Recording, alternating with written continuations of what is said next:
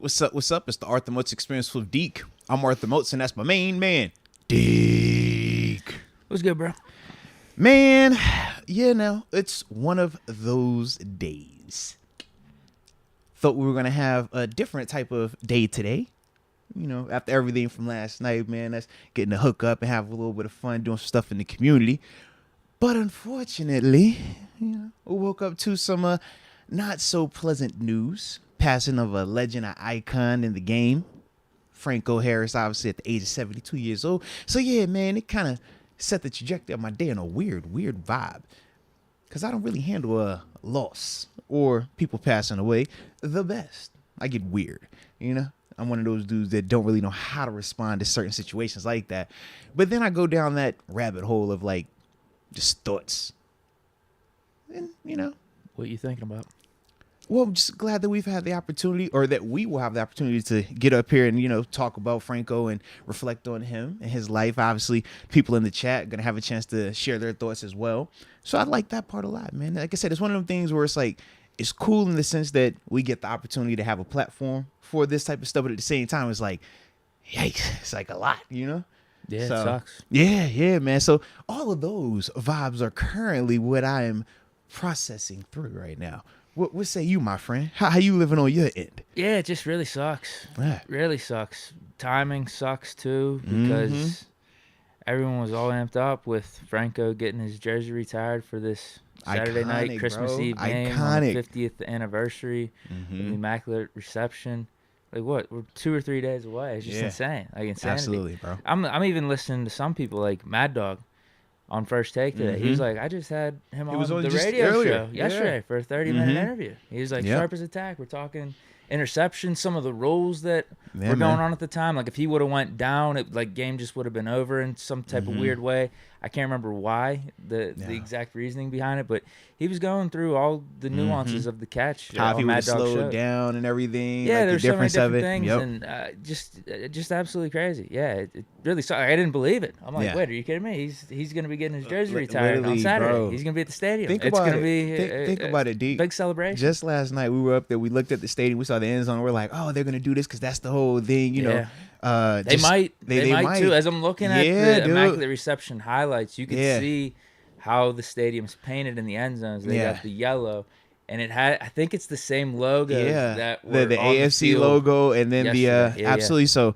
obviously, like I said, we were able to go to the stadium last night doing some work, and we could already see where they were making alterations for Franco, for the retirement, for the celebration of the 50th anniversary of the Immaculate Reception. So yeah, man, for it to wake up, and I remember like literally getting this morning, and wifey was looking at me and she had that look in her eye, and I'm like, hold on now, you only give me this look for 2 things and neither of them are good. So like, what's going on? And literally to get that news, she's just like, what?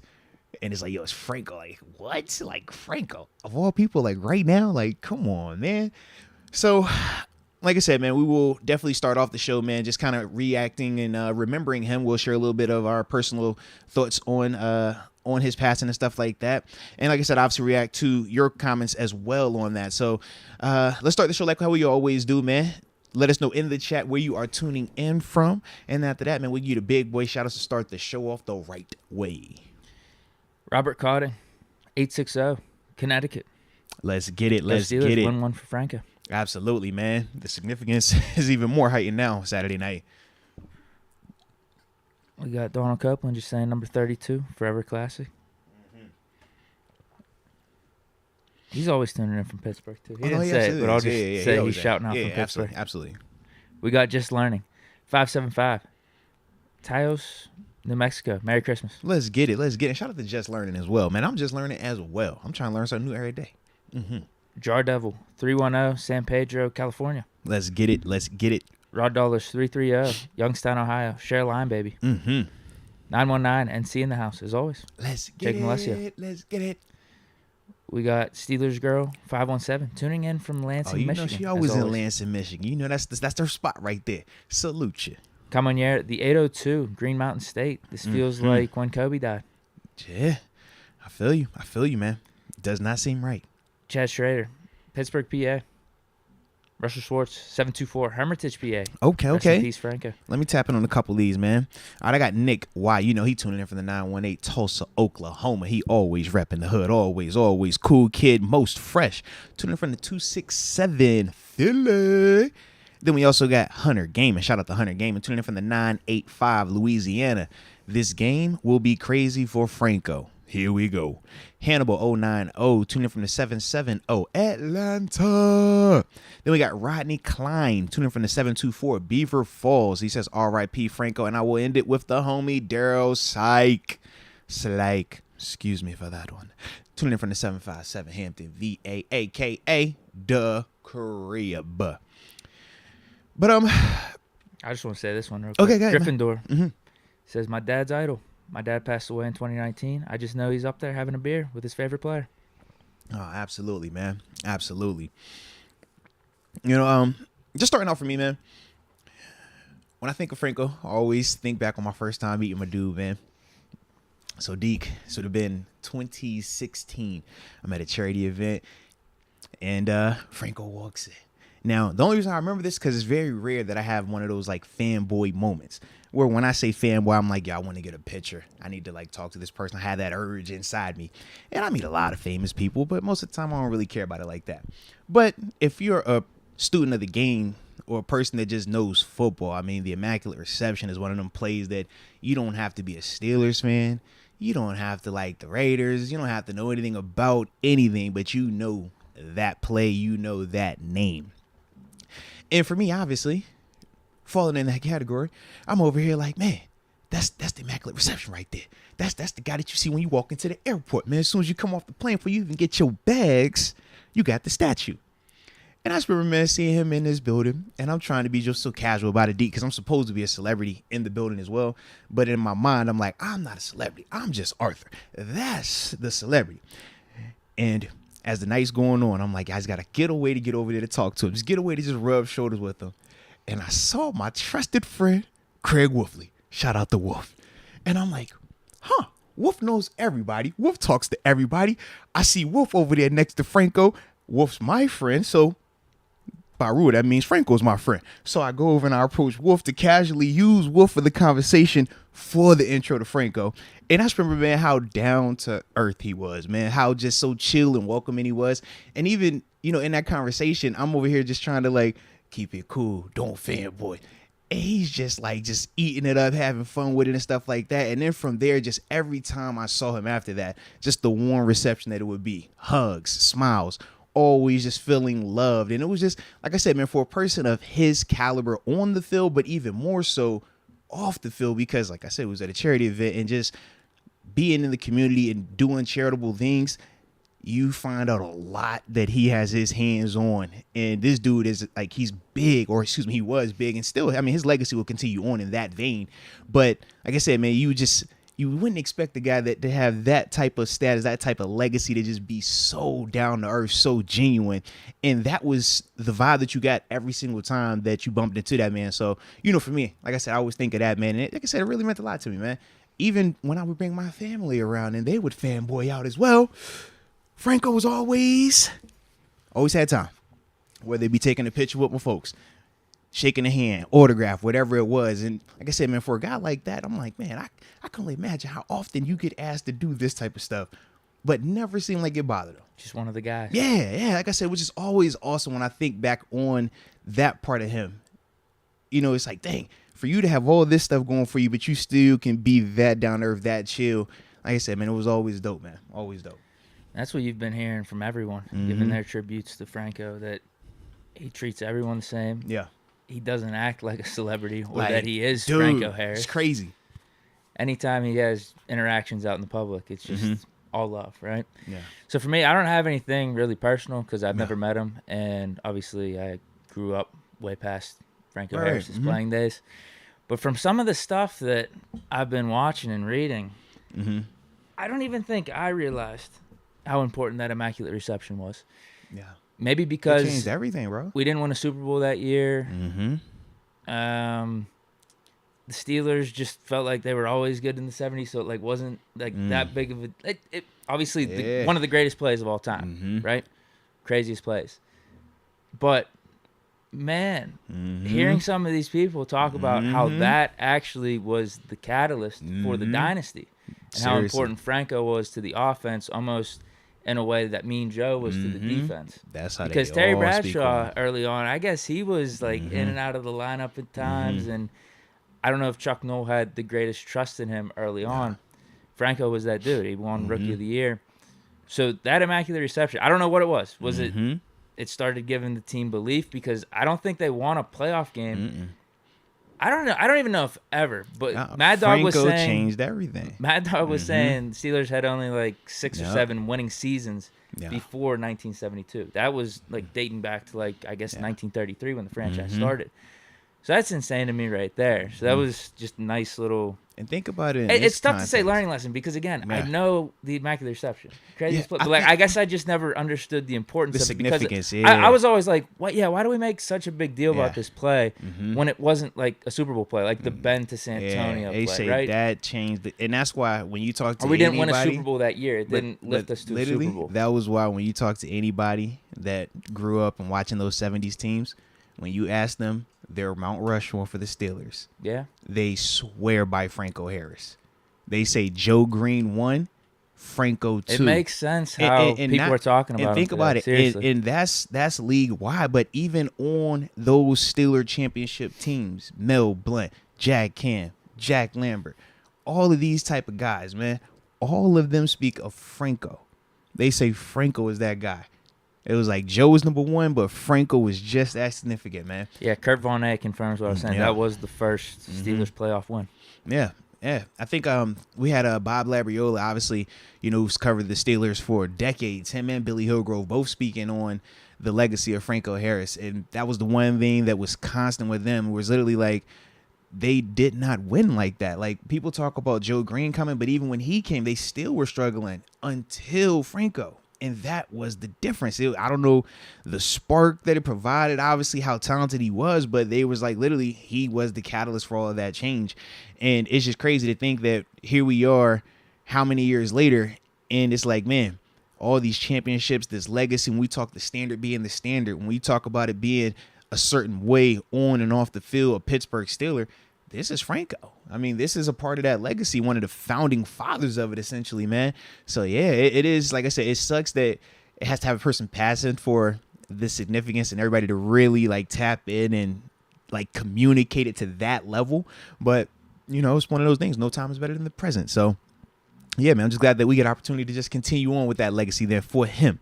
But, yeah, man. One of the videos I was watching today, you brought up Mean Joe Green. I think the quote was like, we didn't do a lot of winning before Franco. Didn't do a lot after. We did a lot of winning with him. Yeah. Yep. And that's the thing, man. He changed it all for them, man. So, like I said, man, definitely shout out to his legacy, man. And, yeah, all the people that have been affected by him. And like I said, we're just focusing right now on the field part, but I even think about off the field, the legacy that he's had, the impact that he's had. Even last night, working at an event, and I recognize some of the names of the charity groups there because of the connection that Franco Harris has with those particular groups. And even those children not even realizing that they're, recipients of his legacy, recipients of his impact.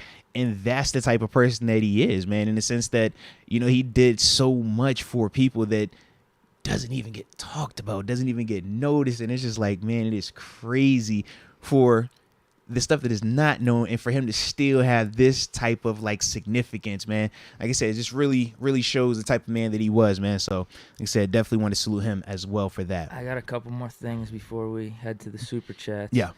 People are bringing up the Franco's Italian Army. Oh, absolutely. In the comments. Yeah. I suggest anyone just type that in. Yes. I think it's probably going to be the first YouTube video that pops up. I was watching it today. Yeah. It was incredible and hysterical because these dudes, they start this Italian Army for Franco to try to spark the Steelers, spark the fans in the stadium. $5 T-shirts in the strip, like all that, they're man. Like, this team needs a battle cry, so we're starting the Franco's Italian Army. Franco says, gives them the okay. And these dudes are like smuggling in wine to the games, like in bottles. He's like, we hollowed out bread and we snuck in wine. And they're just out there with glasses, pouring the wine and sipping on them. And then they got the helmets too, and then it later goes on to where they meet up with Frank Sinatra. He gets inaugurated in the Italian. It's incredible. So I suggest anyone check that out. It's a good little story right there. But also, let me read what my dad called me up actually today. Oh man, absolutely. And he just had some words about Franco. I'm kind of paraphrasing it because I wrote this after. Yeah, no, but absolutely, because he's definitely a part of that generation, man. Yeah, this is 100%, what he said. Man. Those were our legends growing up. Lambert, Harris, Mean Joe. We grew up with them. Just like you, having Big Ben, Bettis Hines, Franco Harris and them, they put the city of Pittsburgh on the map. Without Franco, there's no Big Ben or the Steelers that we have now. Mm-hmm. Yeah, absolutely right, man. So I thought that would be something that people would like to share. No, absolutely. Or that I would share to people and they would enjoy. No, absolutely, man. Absolutely. Shout out to Papa Deke as well, man. Yeah, gave me a call. Absolutely, man. You want to hit these super chats then? Yeah, man. Let's do it, man. Let's tap in. People got their own memories, stories, perspective on this. Damon Brown. Damn. This was not the news I was expecting to wake up to. Rest in peace to a great man of New Jersey, Pittsburgh, and the general of the Italian army. Refreshing to see the Steelers always give our legends their flowers while they're alive. Damn. I'm shaking my head. Shout out to Trina. Got to shout out Trina. You know that. But yeah, man, it was very, I mean, timing-wise, like I said, it's one of them things where it sucks in a sense because this is obviously 2 days prior to the jersey officially being retired. But at the same time, I look at it and I'm like, man, at least he got to know it was getting done. You know, he did get to get the preview of that whole situation. But more importantly, I even think, you know, even though the timing isn't ideal and it never is when somebody passes away, I don't ever think that it's ever a good time. But in the sense that, obviously, you know, Saturday night was a game that people were questioning in terms of just the significance of it, right? Cold weather, the records aren't the best, it's Christmas Eve, who's showing up, stuff like that. But I do feel like, man, when you think about what Saturday night is going to be now, I just think, man, if you're not there, you're really going to miss out on something special, man, because I think, man, when will we ever get another opportunity to have just NFL history like that's going to be in attendance on Saturday night? Raiders from the 50th or from the that game, obviously ton of Steelers legends are going to be in attendance for that game, the honoring of the teams, then obviously Franco having the jersey retired. But think about all the families that are going to be in attendance, man, because of the holidays, people coming to town. We know that some people, that is their Christmas gift, right? I just think of how, in a sense, man, it becomes like this dope celebration of his life with everybody all in the same building. Whereas if this was in the offseason, man, who's to say all of us would be able to get together? Who would have a bare minimum 50, 60,000 people there to celebrate this, man? And I just think in a sense that it'd be just cool that a lot of people that will be in attendance, man, just kind of get to bond with each other. Remember, you know, his life with another fan that's right there with you, man, thinking about the same thing. So almost in the sense that, man, remember when we were there for Ben's final send-off? Yeah. Remember how magical that was? And people were debating going to that game. And it was like, man, if you missed it or if you didn't stay, you missed something magical. You missed something special. I do feel like Saturday night is going to have a similar vibe to it because of the significance and the timing of everything right now, man. But, you know, it's definitely one of them things where I'm just like, man, if you're able to bank it down there, man, yeah, definitely think it'd be a good situation for you, man. 828 style.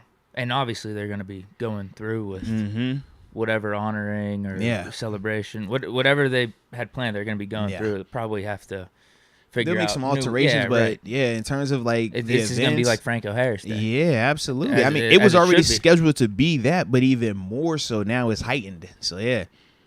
828 style. Sure glad I got me a 50th anniversary shirt of Franco's. Wasn't expecting to hear the news today. Hashtag Franco's Italian Army. Rest in peace, Franco. Sad day for Steeler Nation. Absolutely, man. Absolutely. He also goes on to say, Franco started it all, in all caps. He and Kellers are what drew me into becoming a Steeler fan at 5 years old. My heart is heavy, and I pray that we win Saturday. Even though Las Vegas has had our number lately, we can't lose this game. Hashtag immaculate win. You get that immaculate win. Absolutely. Dondre Izell. Expecting a huge game out of Najee because it seemed him and Franco got very close. I'm hoping he plays his heart out for Franco this game. Oh, yeah, man. Yeah, a lot of them dudes, man. You talk about Najee, Pat, he's another guy that I know, you know, this means a lot to him, man. And, you know, any of those guys, man, when you get a chance to perform following the passing of anybody that's iconic in Steeler Nation, man, you wear it with pride. You take that opportunity to heart, man. I think of the year where obviously we're representing DMR. We wore the patch on our chest, and we were just trying to do whatever we could to win a Lombardi for him. Obviously, we fell short that year, but it's one of them things that, man, it matters to them dudes in that locker room. It matters to that coaching staff. It matters to everybody in that organization. And, yeah, I do feel like that will be reflected out there. Absolutely. Yeah, Tomlin had some big-time words for Franco in the press conference. I believe it was yesterday, right? Tuesday, yeah. Yeah, it seems like, honestly, in the last 24 hours, it's been like a combination of 2 or 3 days. Seriously, I'm like, is it Thursday? No, today is definitely Wednesday. So, yeah, it was yesterday, Tuesday. Yeah. Yeah, he had a lot of good things to say about Franco and how much he just means to him and the Steelers franchise. Calmonier, rest in peace to a legend. Really sad news to hear, especially right before Saturday. Prayers to his family. Steelers got to win for Franco, no doubt. Absolutely. Got to get that dub on Saturday, baby. Frank K says heroes get remembered, but legends never die. Rest in peace, Franco. Stangmang 21. It's my dirty 30 today. Woke up to sucky news. But it is an honor to share the day I was born with the day a legend has left us. Facts. Absolutely. I know Najee is going to go off for the great Franco Harris. No, without a doubt. Without a doubt. And happy 30th birthday, Stang Mang 21. Welcome to that over 30 club. It's fire. I can assure you of that. Steve Deke 3. This is my cousin. He says, checking in from the highway on my way home for Christmas. Let's get it. Shout out to Deke's cousin, Steve _Dig3. And safe travels also. And, bro, if you want to go to the game, let me know. Hey, pull up. Gorilla Mode. Never got to see him play, but every older fan I've spoken to swore by Franco and his ability. Being a Steeler just means more, and losing a great person, foundation for the franchise. So sad. Rest in peace. No, absolutely. Absolutely. And he is absolutely right, man. Every older person that was around for them 70s, they swear that's the dude. That is the dude, man. Tidal Green. Draft in 1972, Rookie of the Year 72, Immaculate Reception 1972, average 72 yards a game, passed at 72. Sheesh. Legend. Hashtag here we go. Dang, that is pretty crazy. David Dupree. DD Smokes. Hey guys, definitely appreciate you both. 15% off Moats merch through January 1st. Hey, PC all right. Moats. Promo code Moats. That's what it sounds like. Y'all heard him. Till January 1st means after the new year. So, yeah, 15% off of all merch. Shout out. Promo code is Moats then. I see you, DD Smalls. Absolutely. For the culture one time. Farron Bradford, y'all think it's smart to extend 5-6 this offseason? And for how much? 5 years, $70 million? Still got to keep Sutton and Larry O. I think Edmonds walks. Oh, well, we just hop right into it, huh? We just went right there, huh? 5 years, $70 million. Well, before we get to that topic, let's just make sure we finishing up putting a bow on the Franco topic first. Sure. Yeah. Then we come back to my man Fair. What you got? Nah, man. I just want, like I said, if you had anything else that you wanted to leave on this thing, man, before we have fully transitioned away, I wanted to, just make sure we do him his justice. That's all. No, man, just a legend. It's a legend. It's sad. It sucks. Nah, for sure. So with that, I love seeing all the highlights and just people talking about it, like him and like even just people on ESPN. Just because even though they're not necessarily affiliated with the Steelers, a lot of these dudes are NFL fans. Oh yeah, absolutely. Football fans. Yeah. Like even having Mike Greenberg talk about him, Chris Berman call into ESPN. Yeah. And talk about how important Franco. Seeing Bussy, I mean, like you go on NFL.com and the amount of just like legendary people that are just talking about him, like not even just Steelers, just legendary people in the NFL world. It's just like, man, that's impact though. That's definitely it. Yeah, it just it sucks, man. Yeah, let's win this one for Franco. All right. So with that being said, man, we'll give him a moment of silence and then we will proceed. So moment of silence for my man Franco Harris, the legend.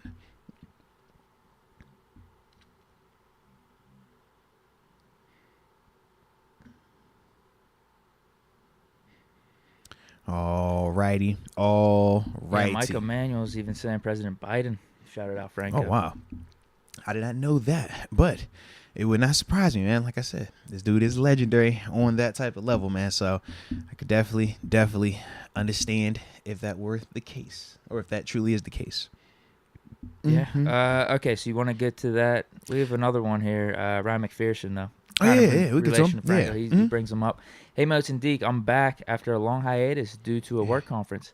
I even missed the Steeler game. Rest in peace, Franco. Let's have Najee have a great game in honor of his legendary predecessor. No, facts on that, man. Facts on that.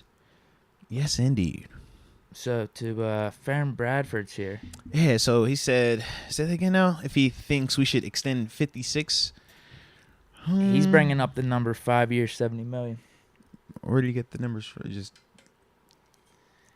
I'm trying to do the math in my head right now. Oh, I was like, yeah. That's what? It's around 13 million, I think. 13 million-ish? 12, 13? Mm-hmm. What's 12 times 5? 12 times 5 is 60. Yeah, around there. That's the going rate. That's actually probably cheaper than the going rate. Mm-hmm. Didn't Bud get 18? Mm-hmm. And Highsmith's probably on pace for a better year than what Bud He's had his final season. He's already at double digits, and Pro Bowl come out tonight. Yeah. Mm-hmm. You think he's making it then? Pro Bowl? He's what, third in the league in sacks right now? I think he should. I know, third in the league in Pro Bowl voting for the position. Oh, is he? Good. Good for him. I'm glad to see he gets that recognition. Because I could just see him flying under the radar because obviously we have a TJ Watt. Nah, I don't care. I feel like he should definitely be a Pro Bowl out the gate. I agree. Worst case, he's going to get in as an alternate, but I feel like he should be in out the gate. I think tonight they should be announcing his name as one of them dudes, man. I think he's definitely earned that, man. I don't necessarily want him to do 5 years, though, personally. Why do 5? Man, you take you a 4 or you take you a 3. Ball out, get a ton of that up front, and then you hit him again. That's kind of how I think of it. Yeah, we necessarily don't even have to do this. Yeah. But this is one of those scenarios like Minka last year. No, this year, I'm sorry. Yeah. TJ last year. Yeah. Where it's going to happen. No, you have to pay him now. Yeah. Or you could hold out. All right. Yeah, you got to give him something. Yeah. You got to give him something. I guess it's just going to be all about how the Steelers negotiated and how much Highsmith's willing to take. That waits training camp. That's what it comes down to. So, yeah, it's going to be something in the double digits. I would like to not pay what Bud Dupree was getting. If it is this 12 or 13 that he's talking about, I'm not opposed. Yeah. He earned that money, man. He get that money. That's how I look at it. I don't want to take no discount. Go get your money, man. Still got to keep Sutton and Lario, of course. Yeah. I mean, the thing is this. Lario, he's the intriguing one. I think Sutton, the price will be a little bit more affordable. Lario Gunjobi is the one. But then you have to decide who has more of an impact and what do you want to roll with in terms of that impact. In terms of, do you want to focus more on your interior D-line, Lario, but now you cut costs on your outside linebacker, as we've seen what that looks like at times? Or do you stick with Alex Highsmith, who you drafted, saw develop and stuff like that, but maybe you don't have a Lario. Maybe it's more of the Chris Wormley types, Like, that's something you consider. Obviously, you still have a DeMarvin Leal, but we know that we'll be having to replenish that cupboard of D linemen probably this all season anyways. So yeah, multiple questions with that. I'll ask you though, if you had to prioritize, would you rather pay Sutton or Highsmith?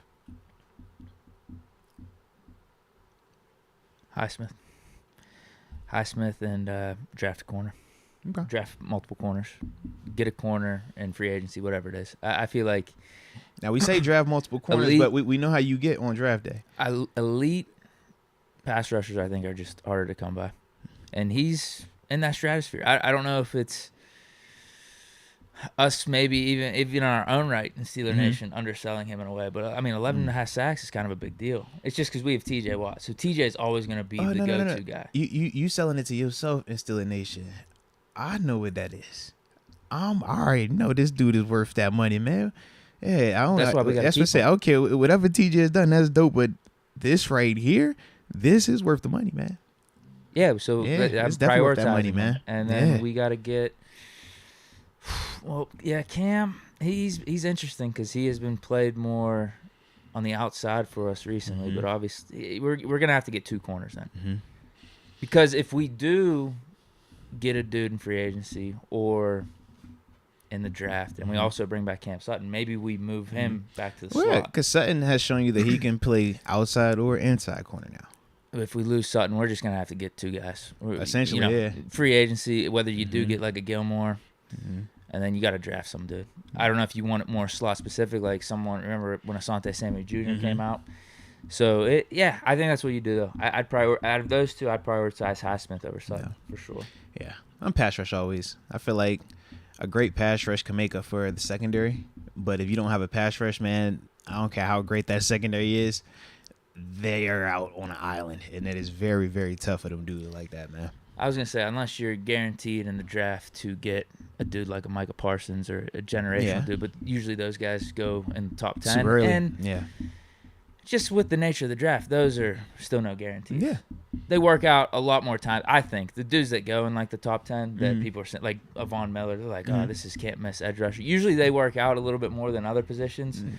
But at the same time, it's still not a guaranteed proposition. We got a dude at 11.5 sacks right now. Talking about we said that in terms of like how often it hits, and I'm like, yeah, Vaughn. But then I'm like, did Clowney ever turn into that? Because he was supposed to be a can't miss. I think it's like a. He got a couple Pro Bowl. Like even at their not fullest potential, they still give you something. Okay. Even like a Mario Williams. Okay. They still give you something just because Mario of how was still a athletic dope player though. Mario's all pro. Mario got numbers. He just didn't live up to Hall of Fame category. He was still produced though. Yeah. Yeah. So I would definitely take Highsmith over Sutton if it comes down to that. Now, I know we don't have as much cap space as I thought. I think we can get both. I think we can keep both, but I think now you start dealing with. You lose Edmonds, you lose Larry O if you bring back Highsmith and Sutton on new deals, I think. You know how I said we don't have as much cap space as I thought, which is true right now, but I was reading someone we could restructures and stuff. Well, you got all that, but I think what's being equated into all this right now is William Jackson III. And we're definitely not bringing him back for whatever it is, 12 plus million. So that would just getting rid of him would free up to probably around 20, 21, 22. Deke, you know how the restructuring. You know how I feel about the salary cap. If they want to make it work, they can make it work. Because we've seen this happen too many times with the Wizard. Where we're like, how? Oh, Melvin Ingram for what?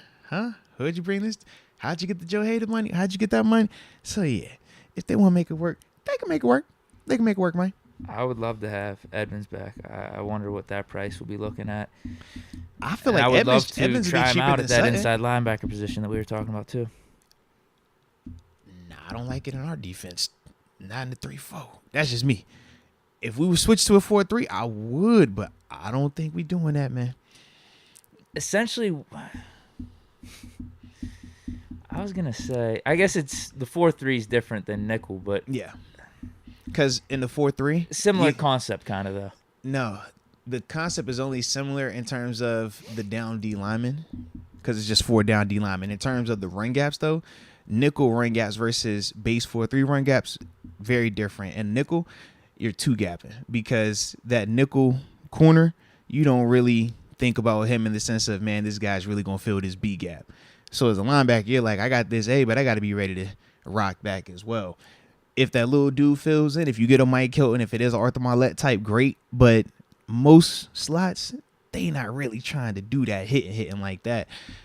Whereas in a 4-3, that nickel, because it's not a slot receiver, it's usually a tight end, he's in the box. So now it's more geared for like just the run. You know what I mean? But in the sense of you being covered up. So now if you're Edmonds, when we talk about him being a free player, it's because that guy's in the box with him now.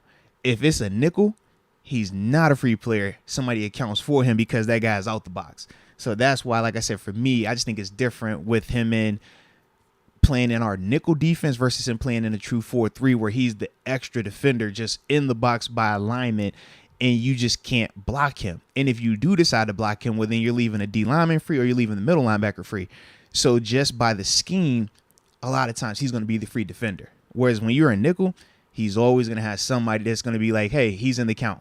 That's the guy right there. So that's the only reason why, like I said, for me, I just think that I want him covered up. Because otherwise, what's the difference between that and Devin Bush? Devin struggles at times with when he's uncovered and a guy come up on him and now he's trying to like stack and shed it and stuff like that. Whereas I think when we watched, was it Philly Eagles? We played, then we ran a lot of that 4-3 type look. That was one of Devin's best games I've ever seen him play because he was he played middle linebacker in our 4-3 and he was able to just roll downhill. He was covered up on both sides and it was just a good situation for him. I look at him and Edmonds in that same vein of like, man, when they're free, could just, sideline to sideline. Yeah, I think that's when they can really show off how good they can be. But unfortunately, in our defense, you don't get a lot of those opportunities right now. So that's, like I said, my biggest hiccup or like hang up with Edmonds doing it in our defense full time right now. I wish, but yeah, we stay true to our alignments. All I know is if we don't bring back Edmonds, then you got to bring back Casey. Yeah, I think Casey comes back, but Casey's a lot cheaper to come back. Edmonds has already, think about this. Edmonds' first round draft pick here came back on a cheaper deal. What, $2 million? I think the deal was it even $2 million? Edmonds, when he came back on this year, or was it one for like 1.25 or something like that? Yeah, it was either 1.5 or 2.5. Yeah, it was something like super small, but still produced. Still had a good season. I just think that for him, he's gonna look to have, take you with that coach. I took the cheap on this one, so that way you can pay me on this time around. Whereas for Casey, because of the injury, yeah, regardless of how good we know he can be, because no matter how much potential we know he has, he don't have to tape this season.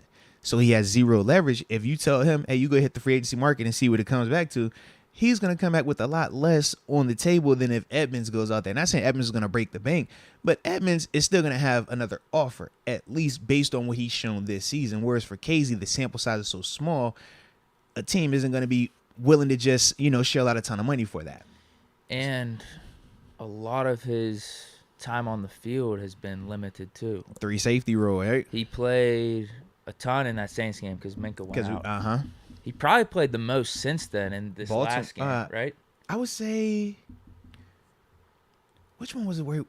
But it's still, Edmonds is getting 100%. Edmonds plays the majority of it, though. Yeah, because he still is like a 3 safety dude. It's just, if we're playing a run team, so I was going to say Atlanta, Baltimore, Carolina, we did a lot more of the 3 safety stuff. But I got to remember in Baltimore, I think that was the one I don't remember how much specifically 3 safety. I just remember we were doing some of that big nickel. We were walking, we were putting Leal out and moving Cam to the nose, and that's all I can't remember. I'm like, yo, how we doing this? I don't like this all the way. But yeah, got a couple more super chats here. Sean McCartney lost the legend today. No, facts. Immaculate reception. Up in heaven. Rest in peace, Franco. The King Herc. What are the odds my girl makes me sleep outside if me and my boy drive up for the game from Dayton on Christmas Eve? Hey man, I think you a winner. I think that works just fine if you do it, as long as the Steelers take care of business. But you got to sell it to it like, babe, you know what the significance is on Saturday now. I'm not just going for the game. King Hurt, keep us updated. You're not just going for the game. You're going to honor the life of a legend. That's what you got to tell it to it, just like that look in the eyes of a legend. All right, and then it'll work out. And you get good tickets right now. Micah Hemp saying lower level, $40 and up. But I say, man, take care of it while you can, man. King Herc, he even says he's looking at the $52 for Section 100 right now. Absolutely, man. If you can, go ahead and do it, man. If you can, go ahead and do it. Where do we want to go from here? All right, so we got about, let's see, 40 on the dot. Low key. Trying to think, do we got enough time to go ahead and hit our likes and don't likes? We could be efficient with it. All right, well, let's go ahead and tap into that then one time, all right? So, yeah, let's get a little likes and don't likes. Let me quarterback of this thing over here. All right, Savon. Bing. All right, let me see if I got it done. Boom. Let's talk about what we like and what we don't like about these here Raiders. The Raiders of Vegas. So if you could drop in the chat 3 things that you currently like about this current Raiders team that is located in Las Vegas. And while we're on the topic of liking, please hit the like button on this stream as well. But Deke, first thing that I like about this Raiders team is their offensive talent when they are healthy. And right now, Deke, they're kind of getting healthy, man. When you talk about Devontae Adams, Darren Waller, Hunter Renfrow, Josh Jacobs, That's a really, really talented group, man. When you talk about the runner in terms of Josh, physical runner, explosive runner, can go 80, can run through you, can run around you. Very, very tough. When you talk about Devontae Adams, arguably one of the best receivers in the league, if you look at his body of work this year versus, or just his total body of work. I mean, this dude is up there. You could probably put his last seriously, 4 or 5 years up with anyone right now. Yeah, he's on that where you talking catches, yards, touchdowns. Like, he's one of them type of dudes, man. Darren Waller, a freaky mismatch at the tight end position, and Hunter Renfrow, just one of them guys that knows how to win in the slot, man. Tough as heck as well. And then Derek Carr, man. Good, a really good quarterback, not a great quarterback in my eyes, but a really good quarterback, a guy that can get streaky hot and can flirt with elite at times, which is why he has this like weird vibe when you think of him. 1 minute you're like, are you really, really good? Or are you just average? But that's why Classman is really good, because I think he falls in that vein more times than not. But the offensive talent, man, like I said, I just really like that a lot in terms of the Vegas Raiders. Yeah, I'm with you on Derek Carr. He had me turn the corner on his rankings coming into this year, sneaking him into that top 10. He's probably falling around top 12 or 13. That's where he's been the last like 3 or 4 years, I'd say. Yep. So, yeah, really good quarterback, just really solid. Yeah. He's got talent. And then, so this is my way of saying I agree with everything you just said right there, because that's one of my likes as well, the talent on offense. Josh Jacobs leading the league in rushing yards. Contract year too, man. Devontae Adams had a slow start. They weren't really featuring him that much for some reason, but then him and Derek Carr picked up that connection throughout the middle of the season. Although last game, he didn't have his best of games right there. Patriots defense had his number. Yes and no. I agree, but I don't. Because I look at 2 of them deep bombs, and I'm like, man, that's just a near lucky miss, man. Whew. And that'd be a big difference in that game. In terms of his numbers, because he ended with what, 30? I think it was 38 yards. It was nothing crazy, but I'm like, yo, if they actually connect on that, and it's very like I thought it was like I said, I wish they would have went back to it. I'm like, yo, I think you catch that. I think that's a touchdown waiting. And Darren Waller, top 3 tight end in the AFC. If he wasn't hurt, he'd probably be a Pro Bowler. He's been that way for these last like 2 or 3 years. Speaking of that, we talked about Highsmith with the Pro Bowl. You like move over him now, right? Right now. I mean, right now to make the Pro Bowl. Yeah. Muth definitely has a case. Yeah. I mean, he's like top 5 in a ton of these tight end statistics. I think outside of touchdowns. Yeah. Everything outside of touchdowns, he's up there, and hopefully he gets in. And especially AFC wise, like absolutely. Who else I got to mention? Oh, Hunter Renfrow. Yeah, he's a Pro Bowl slot receiver. Him and Waller have just been hurt all year. That's why they haven't had production.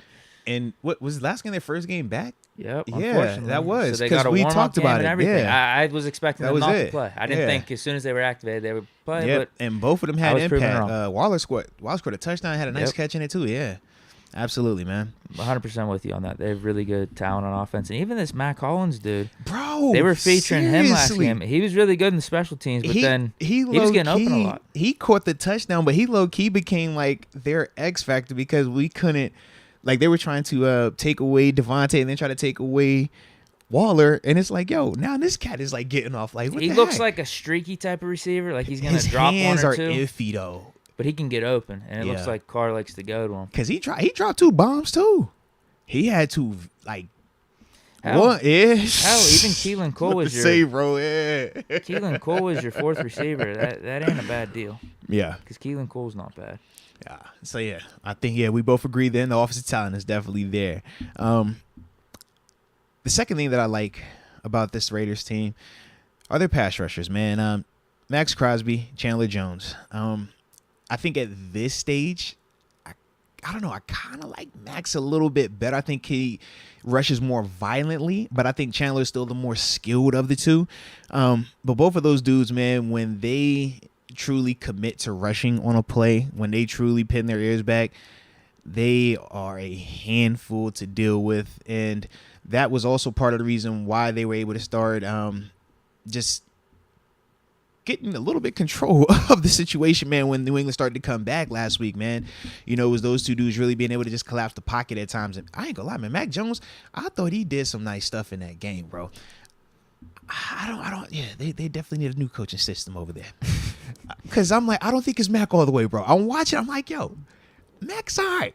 I don't think he's... I Can't be that bad. I don't agree with the take about Mac being better than Josh Allen. I had to say that out there because my father-in-law, that's the take he wanted to give me, so I'm not going to let him live that down, especially this year.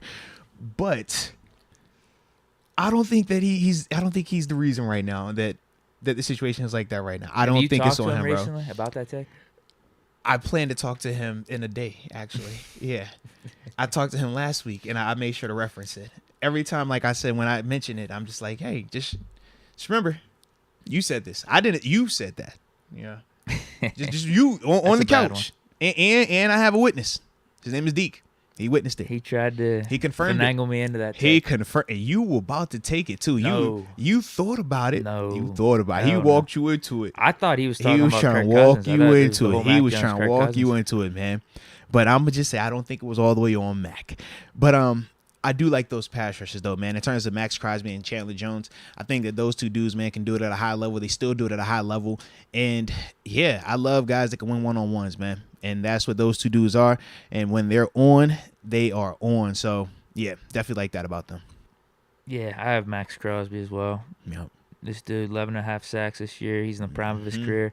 I like how you brought up rushes violently because there is a difference between him and Chandler Jones. Now, Chandler Jones, he's up there in age, but he's a smooth, skilled guy. You know what? I saw him do like a little double pump fake spin move. He got the fake spin. He got the double outside hand knock down. He got the cross chop. He got the herky jerk. Like he playing one-on-one basketball. That's what when I look at Chance, what I think just like real chill with it, real chill.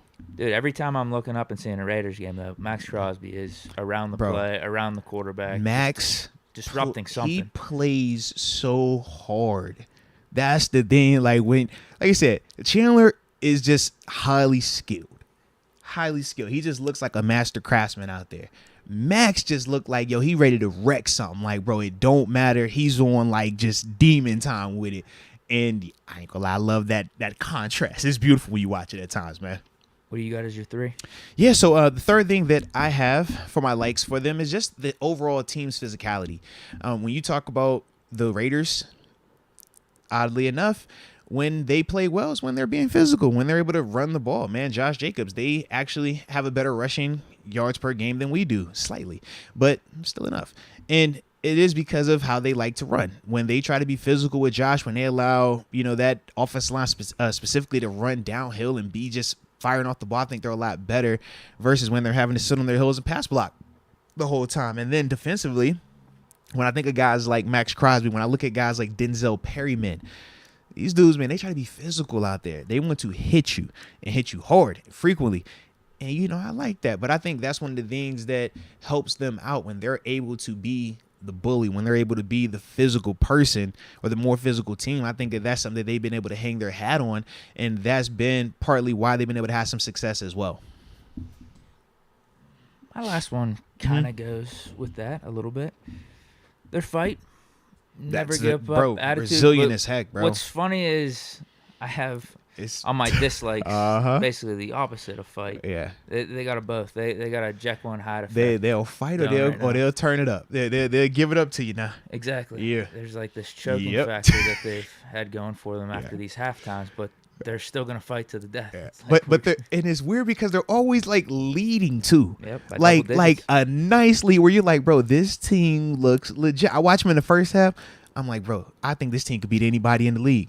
You watch them in the second half, you're like, oh, I think anybody in the league could beat this team.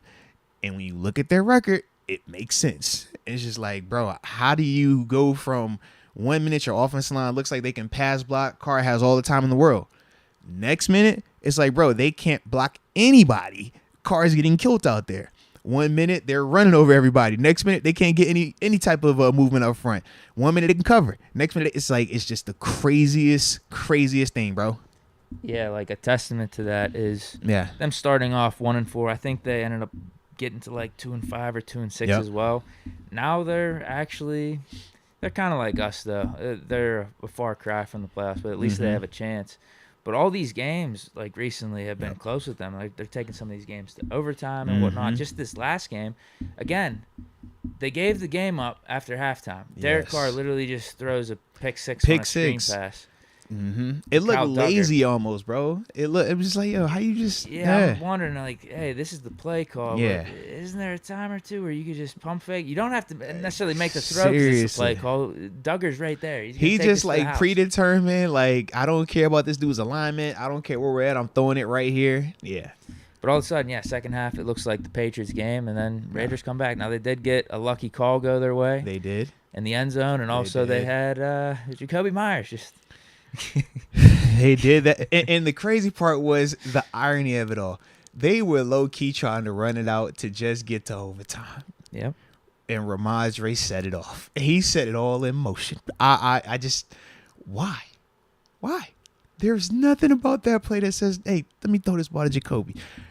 If that was 2 plays before, I get it. You trying something. If that was 1 play before, I still get it. Because they took 3 shots before they really tried to just give up. And then it was like, they just gave up. But instead of giving up all the way, it's like, oh, no, you take the ball. Oh, no, you take it. I'm just like, yo, this is nuts. They actually started off 2-7, even worse. Yeah. I thought it was 2-6. 2-7, and they've won 4 of their last 5. No. 2 of them in overtime, 1 of them almost overtime. So almost 3 overtime games of their last 5. Craziness, bro. It's craziness. But yeah, 4 of their last 5, and they're not giving up. Although, goddamn, I forgot about this one. The week before this Patriots game, the Rams. Yeah. That's terrible. Yeah, bro. That's terrible. Yeah. Forgot about that one. Yeah, man. This is a very unique team that we're going to be facing. Hey, bro. I'm like, are y'all good or are y'all trash? They fall in that line sometimes, bro. They still fought with the Rams. It's just, there's exactly. some bad execution. There's some bad things that happened down the stretch. You let Baker Mayfield go 90 yards. Yeah. But this probably goes hand in hand with some of my dislikes because there's some things about their defense I really don't like. Oh, absolutely. So I know we told y'all to drop some of your likes in there. Make sure you drop your dislikes as well. All right, and we will get to those also. But tap in, get our dislikes on the front side of this thing as well. Just figured, since we got the call coming up. But the first thing that I don't like is their pass protection. To me, it's just not consistent enough. At times, I feel like Derek Carr has a lot of time, and he can sit back there and go through his progression and stuff like that. But then at other times, it's just like, this guy's under duress. And then when I look at just the overall health. Now, granted, Dylan Parham, I think he's the 3rd rounder out of Memphis, if I remember correctly. Out of Memphis. He got hurt early in the game last week against the Patriots, and they had to bring in a substitute. And this dude, I forgot his name. He's like Jordan Meredith. That's the guy's name. To me, it's just the consistency. It really is a significant drop off right now with that group at times, man. So, I'm just not a fan of their pass protection, and I think we should be able to take advantage of it, especially at the tackles position. So that's the first thing. So for me, I'm just going to go off what I was just saying about how they have fight and stuff. Yeah. The opposite is they also choke games away at an amazing clip. This is very true. They are 0-4 when leading by double digits at halftime this year. Craziest stat ever. Probably should have been. I can't say 0-5 because if the game goes to overtime last week, you don't know what happens between Patriots and Raiders. But if they don't classify that as a catch in the back of the end zone, we don't even know if they're in that position yet. So it's a lot that goes with that. Yeah, exactly. All the other NFL teams right now are 59-6. You saw it on display against the Patriots. Yeah. You saw it in terrible fashion against the Rams, a Rams team that's god-awful this year. They don't even have Aaron Donald out there. They got Baker Mayfield basically coming off the flight and starting for them, is able to string together a game-winning drive. It's just ridiculous. So that is – it's weird to say. This team has fight. I feel like they got some mental toughness. They got some grittiness to them. But then they also just have this lethargic – lackadaisicalness to them coming out of halftime because they're one of the worst teams in the league. Third quarter points. Horrible. But then you go to the fourth quarter, they're like one of the top 10 teams. So this is where it kind of all makes sense. But I don't know why this is the case. Is it maybe because they have a new coach in Josh McDaniels? He's not the best at adjustments just yet. They've been dealing with the health issues on the offensive line. They've also had the injuries to Renfro and Waller. Some weird stuff happening on defense, injuries, cutting guys. So I don't know what the reason is for all this, but this is who the Raiders have been this year. Now, without a doubt, man, I'll tell you, partly the reason to that. This is with my second thing. Well, actually, it was my third, but I just jumped to it because of what you said. They have a lot of self-inflicted issues. And what I'm speaking on, and this is what happens a lot to them in the third quarter, turnovers, and they become very undisciplined in terms of their assignments defensively. Watching them in multiple games, you can just see how some of the comebacks start to happen. The pick six, like you said, to Kyle Duggar, like, why are you throwing that at that spot of the field? Like, I don't care if that's the call or not. It just looked telegraphed. It wasn't a good decision. And that resulted not just in a turnover, but in points. It was a pick six. Talk about gap discipline.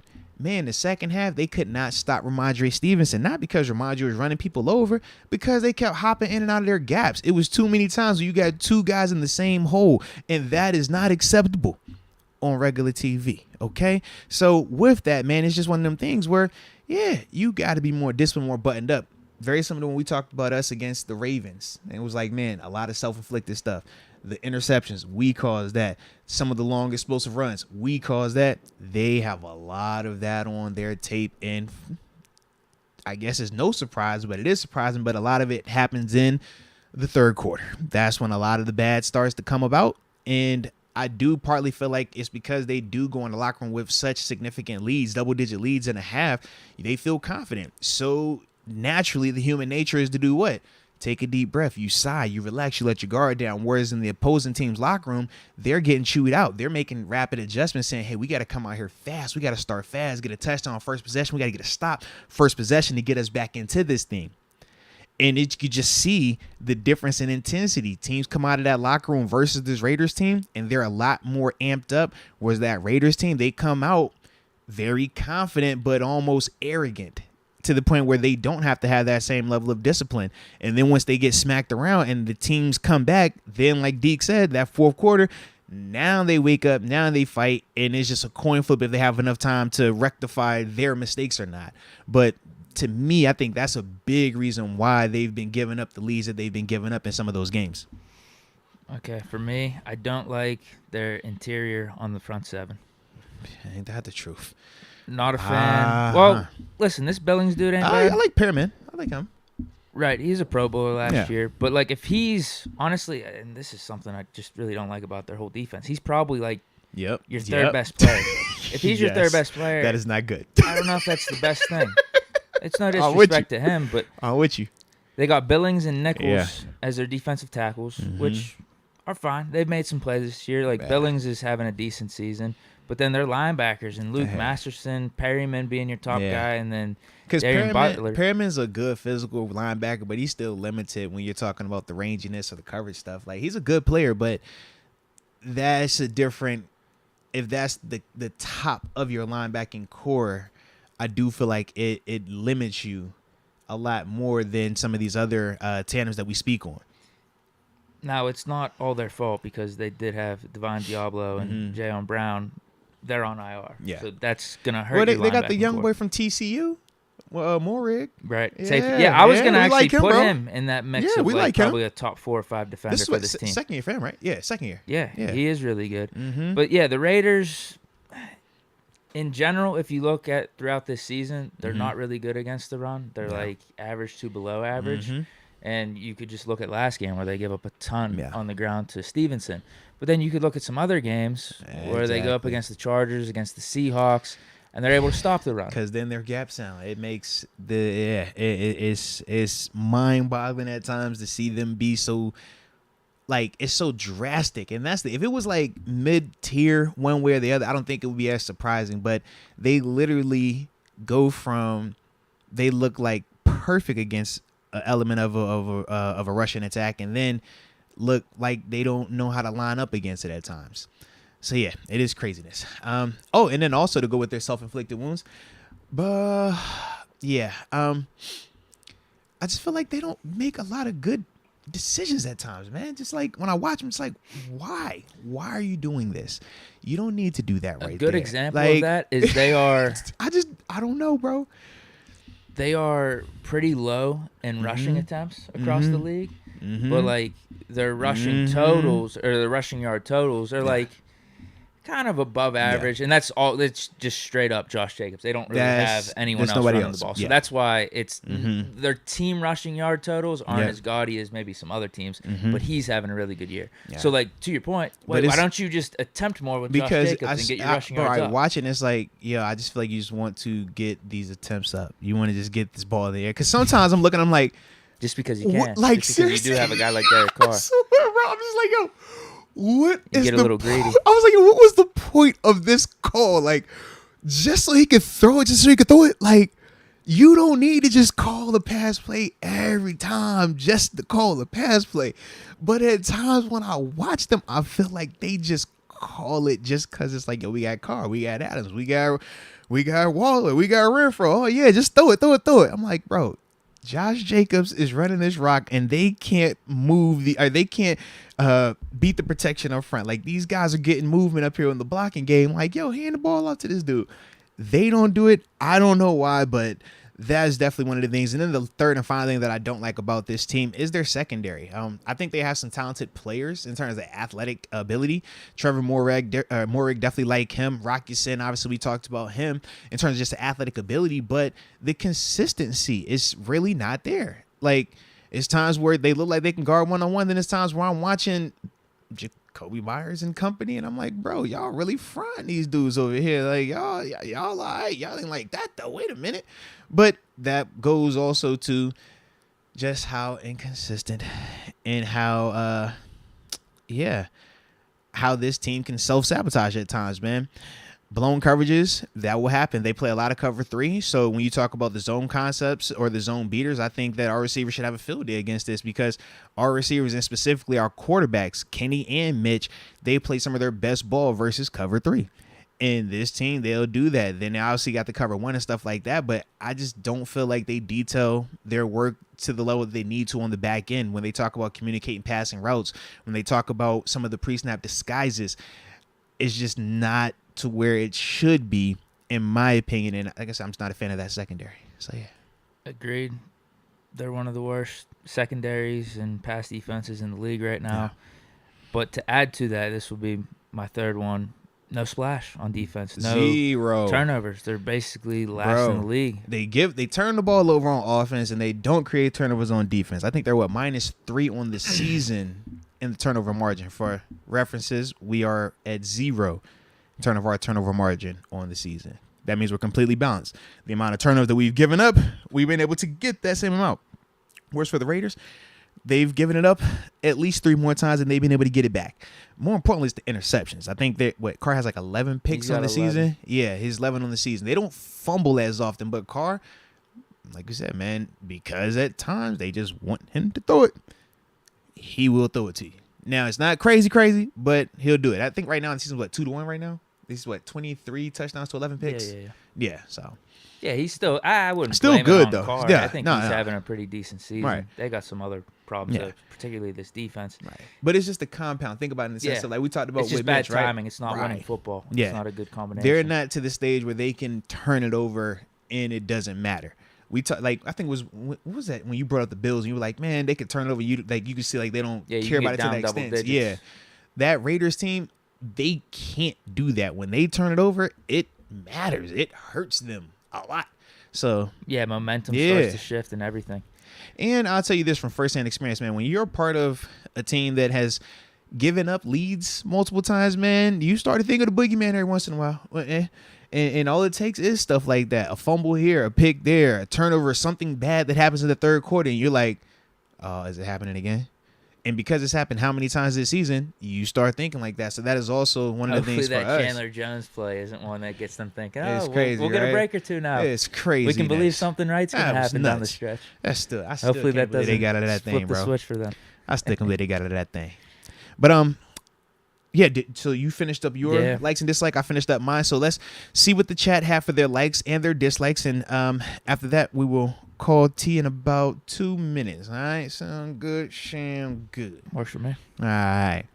So let me scroll on up. Oh, I'm already seeing some likes right now. Damon Brown, he says, Max Crosby, Devontae Adams, and Derek Carr. Jesse Miller, He says, them uniforms, the colors are so hard. Absolutely. Todd Sikowski says, Devontae Adams, the uniforms, and Max Crosby. I'm seeing a lot of Crosby, Adams. I see Jacobs in here. Shout out to Damon Brown. Yeah, got it.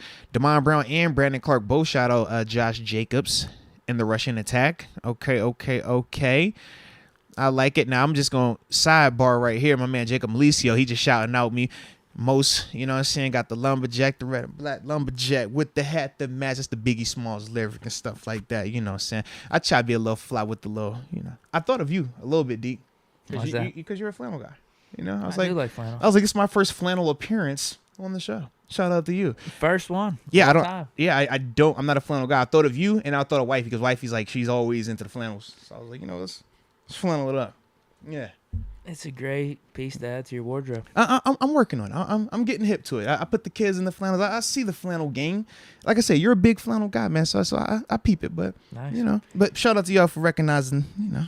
I got some of these dislikes here. Oh, let's get them there. One time, Chief Keef. One time. What's up? He says, dislikes the coach. Chokers, they can't draft. Yeah, they draft game is absolutely horrendous, bro. I didn't think of that one. The draft game is horrendous.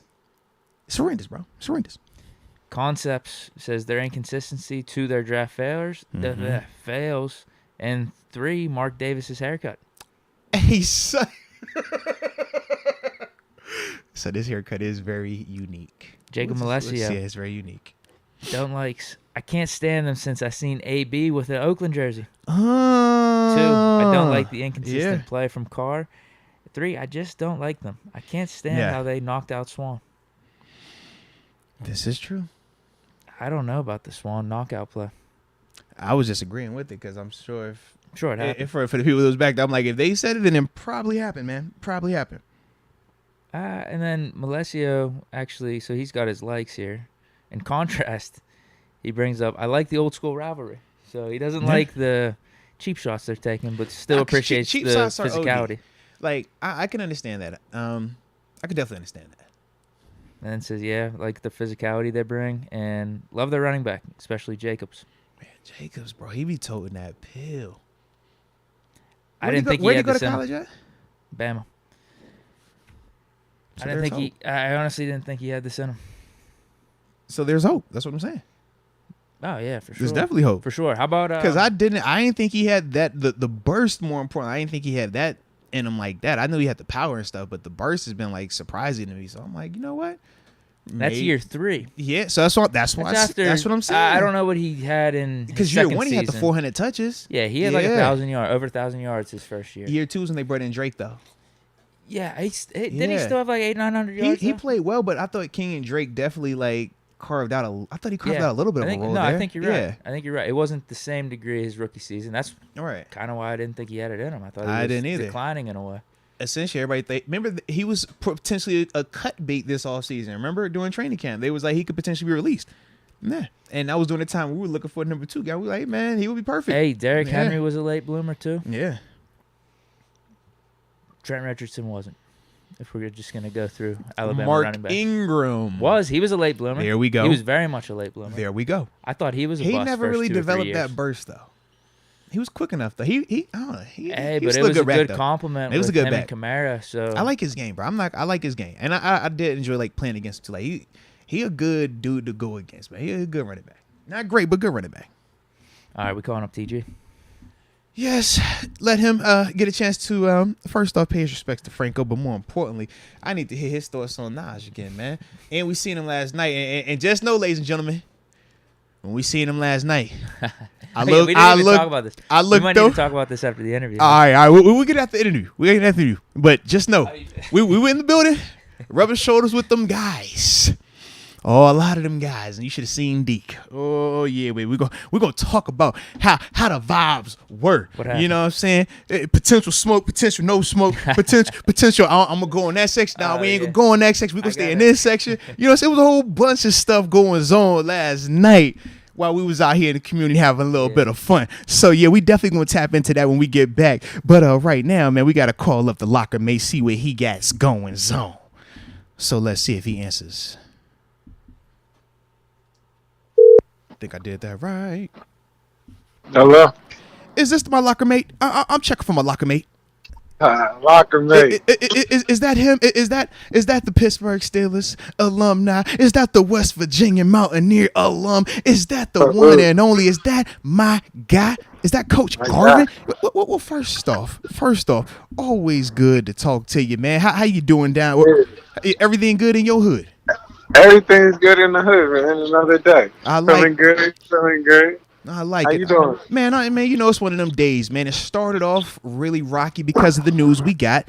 And obviously we'll address that in a second. But since then, it's been a lot better, man. Just being able to talk about it and kind of all bond as we think about, Franco Harris's legacy and what he meant to the game and stuff like that. So, it's one of them days, baby. It's one of them days. But if you could, man, share some of your thoughts on it. Absolutely.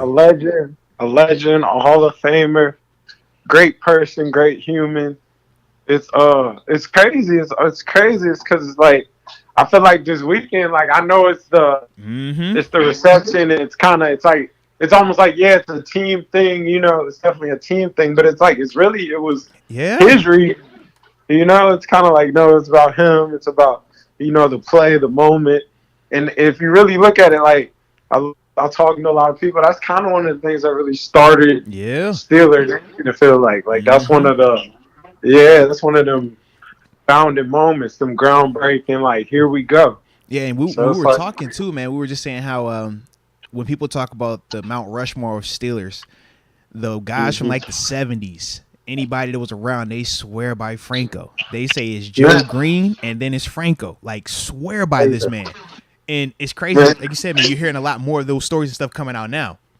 There's people that are very hurt about it. And I understand, like, not to say it like that, but I'm more just saying, like, in terms of, like, as a Steeler fan, like, true Steeler fan, like, this is, like, he's definitely a staple, if you say. Facts. Like, definitely, you come off that plane as soon as you get you can't even get your bags without seeing Franco. You gonna see Franco before you even get your bags. You gotta see him before you even get your bags. Like you know where you at. Hey, facts, bro. Facts. They setting the tone early. No, definitely. No, without a doubt, man. Without a doubt. Truly legendary guy, man. And like I said, it's one of them things where it's never an easy way to, pass away. But like I said, man, we're just glad that we had him for as long as we did, man. 72 years, man. So like I said, man, R.I.P. to Franco. But I did want to ask you though, man, because we haven't talked to you since the Steelers took care of business over the weekend down in Carolina. So if you could share your thoughts on the Steelers' performance versus the Panthers and a certain running back 22 as well. What do we say? I thought they played a good game. I thought they did exactly what they were supposed to do. They control. This is the type of games that they want to play. I don't know if the score says what the game was. I don't know. Because, they went into what they were going into the fourth. It was like 21-7. And then they was convinced, Yeah, they had a good stop in the fourth quarter. That was the whole Marcus Allen scenario. Then they let him back. But it was the fourth quarter, around 6 minutes. They had a big stop. They had a big stop. Big stop. And they went down. They scored some points off of that, and they won the game off of that. But I thought that's who I think they're trying to be. That's their identity. Nah, without a doubt. They ran the ball about 30 some times. They ran the ball. Yeah, they ran the ball a lot. I think Najee touched it over 20 times. He did. He had 20 touches. 30 had 11 touches. Absolutely. Yeah. That's who they want to be. No, without that's who they want to be. Now, since Deke brought it up, I just feel like I got to ask you, I gave them my perspective of the Marcus Allen situation. I was like, I've been a special teamer. I've also been a guy on defense. So I was giving them kind of my perspective of both angles. I did. I got a special. I know it. That's what I was going to ask you. I'm about to say, bro, because you got a body. You got a special teams body too. I just want to let you know. I went back because I'm gonna ramble for a second. I'm going back and I'm like, me and my little man, we watching my football highlights, bro. We was pulling up the Bengals game and they were just referencing when you broke my man's jaw or broke his face, the punter. And I was just like, dang, TG did that. So I went back because remember I was in Buffalo then. So I went back and I went and found the play. God Dang. Yeah, how much they hit you for? I know they had to fine you nicely, bro. Oh my gosh. Remember, I got that $25,000 fine. Bro. You killed him. I got the big boy fine. Oh my God.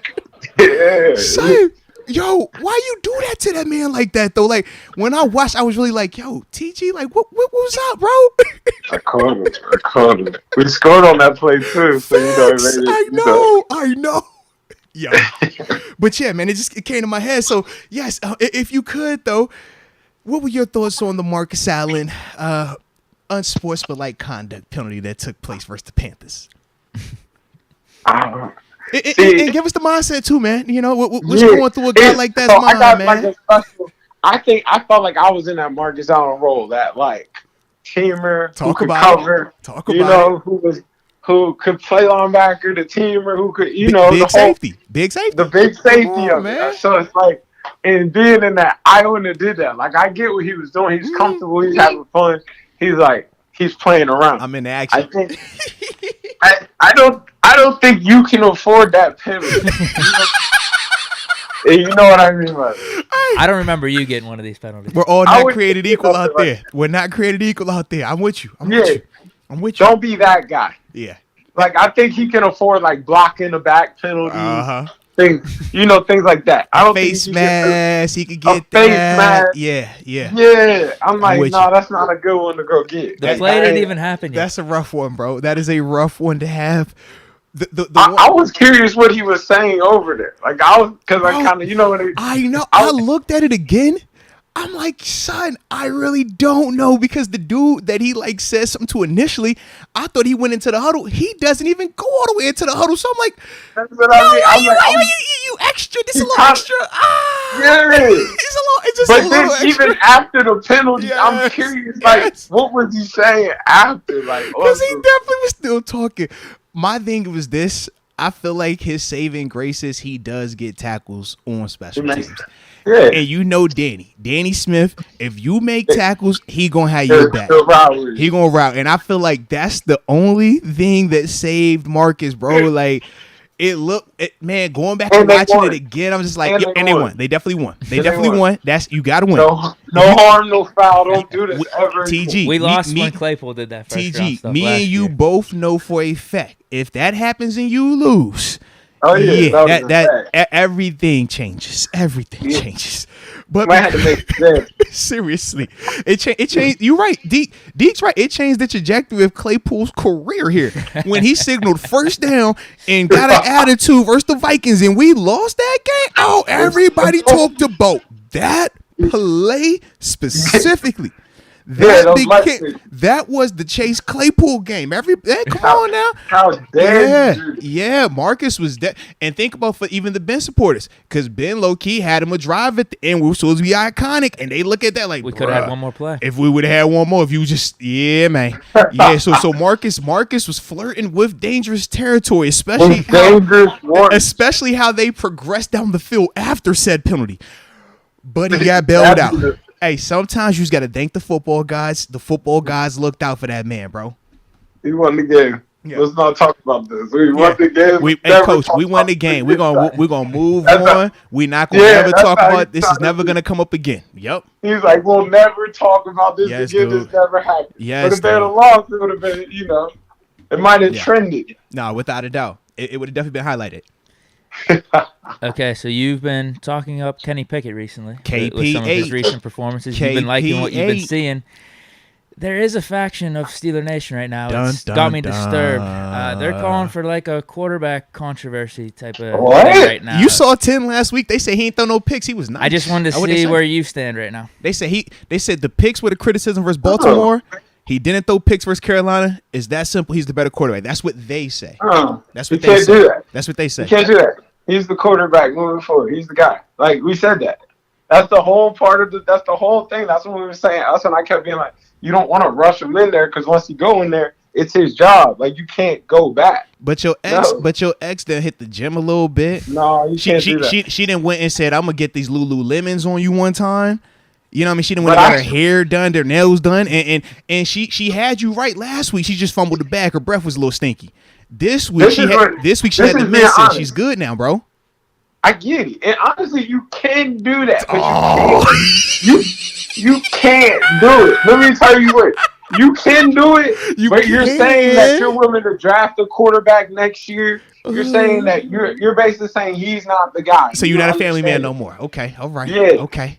That's what you're saying. Okay. You're saying we're in the market for QB. Okay. Whatever. Like, I'm looking. I'm on the hunt. I'm shopping. Okay. I got one, but I want one. I'll take another. You know? I got one, but I want one. All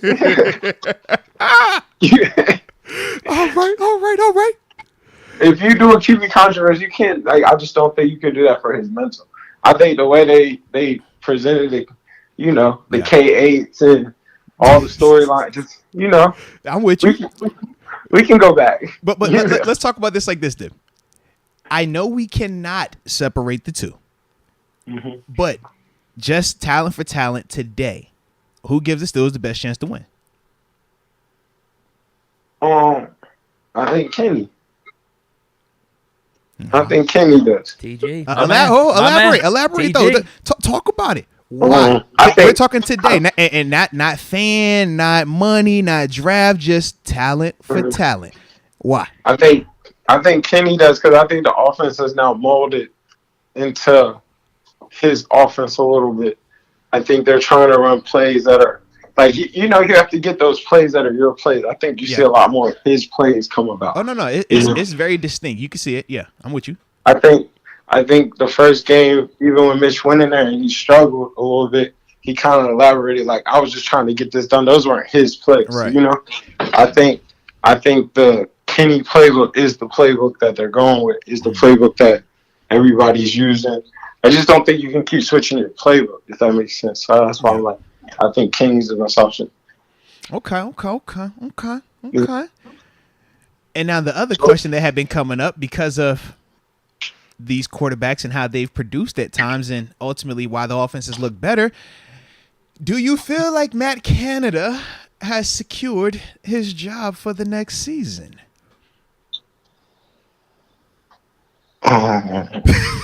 I just think he has. I'm not gonna say he hasn't. I think he has. I think it's an interesting. I think it's all connected. I think him and Kenny are connected. It's all connected, ladies and gentlemen. It's all connected.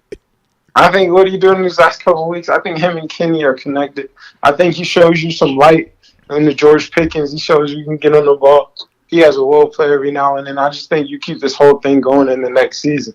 You're like, all right, I see where it's headed. I see where we're going. I think it's going in an upward trajectory. Yeah. I don't think you can say it's not. I think it's going in an upward trajectory. They're just trying to figure it out. I stand on they need to trade that running back, which, you know. Hey, yo! Hey, listen, the topic was brought up again yesterday. We were at a charity event. I thought 11. I thought 30 ran real well. Hey, he does. I just think we need pieces for that. I think they need some more pieces. I'm excited to see what that little fast wide out come out here looking like. TG. I thought Deontay played real good last week. TG, I thought we was gonna have a nice little day.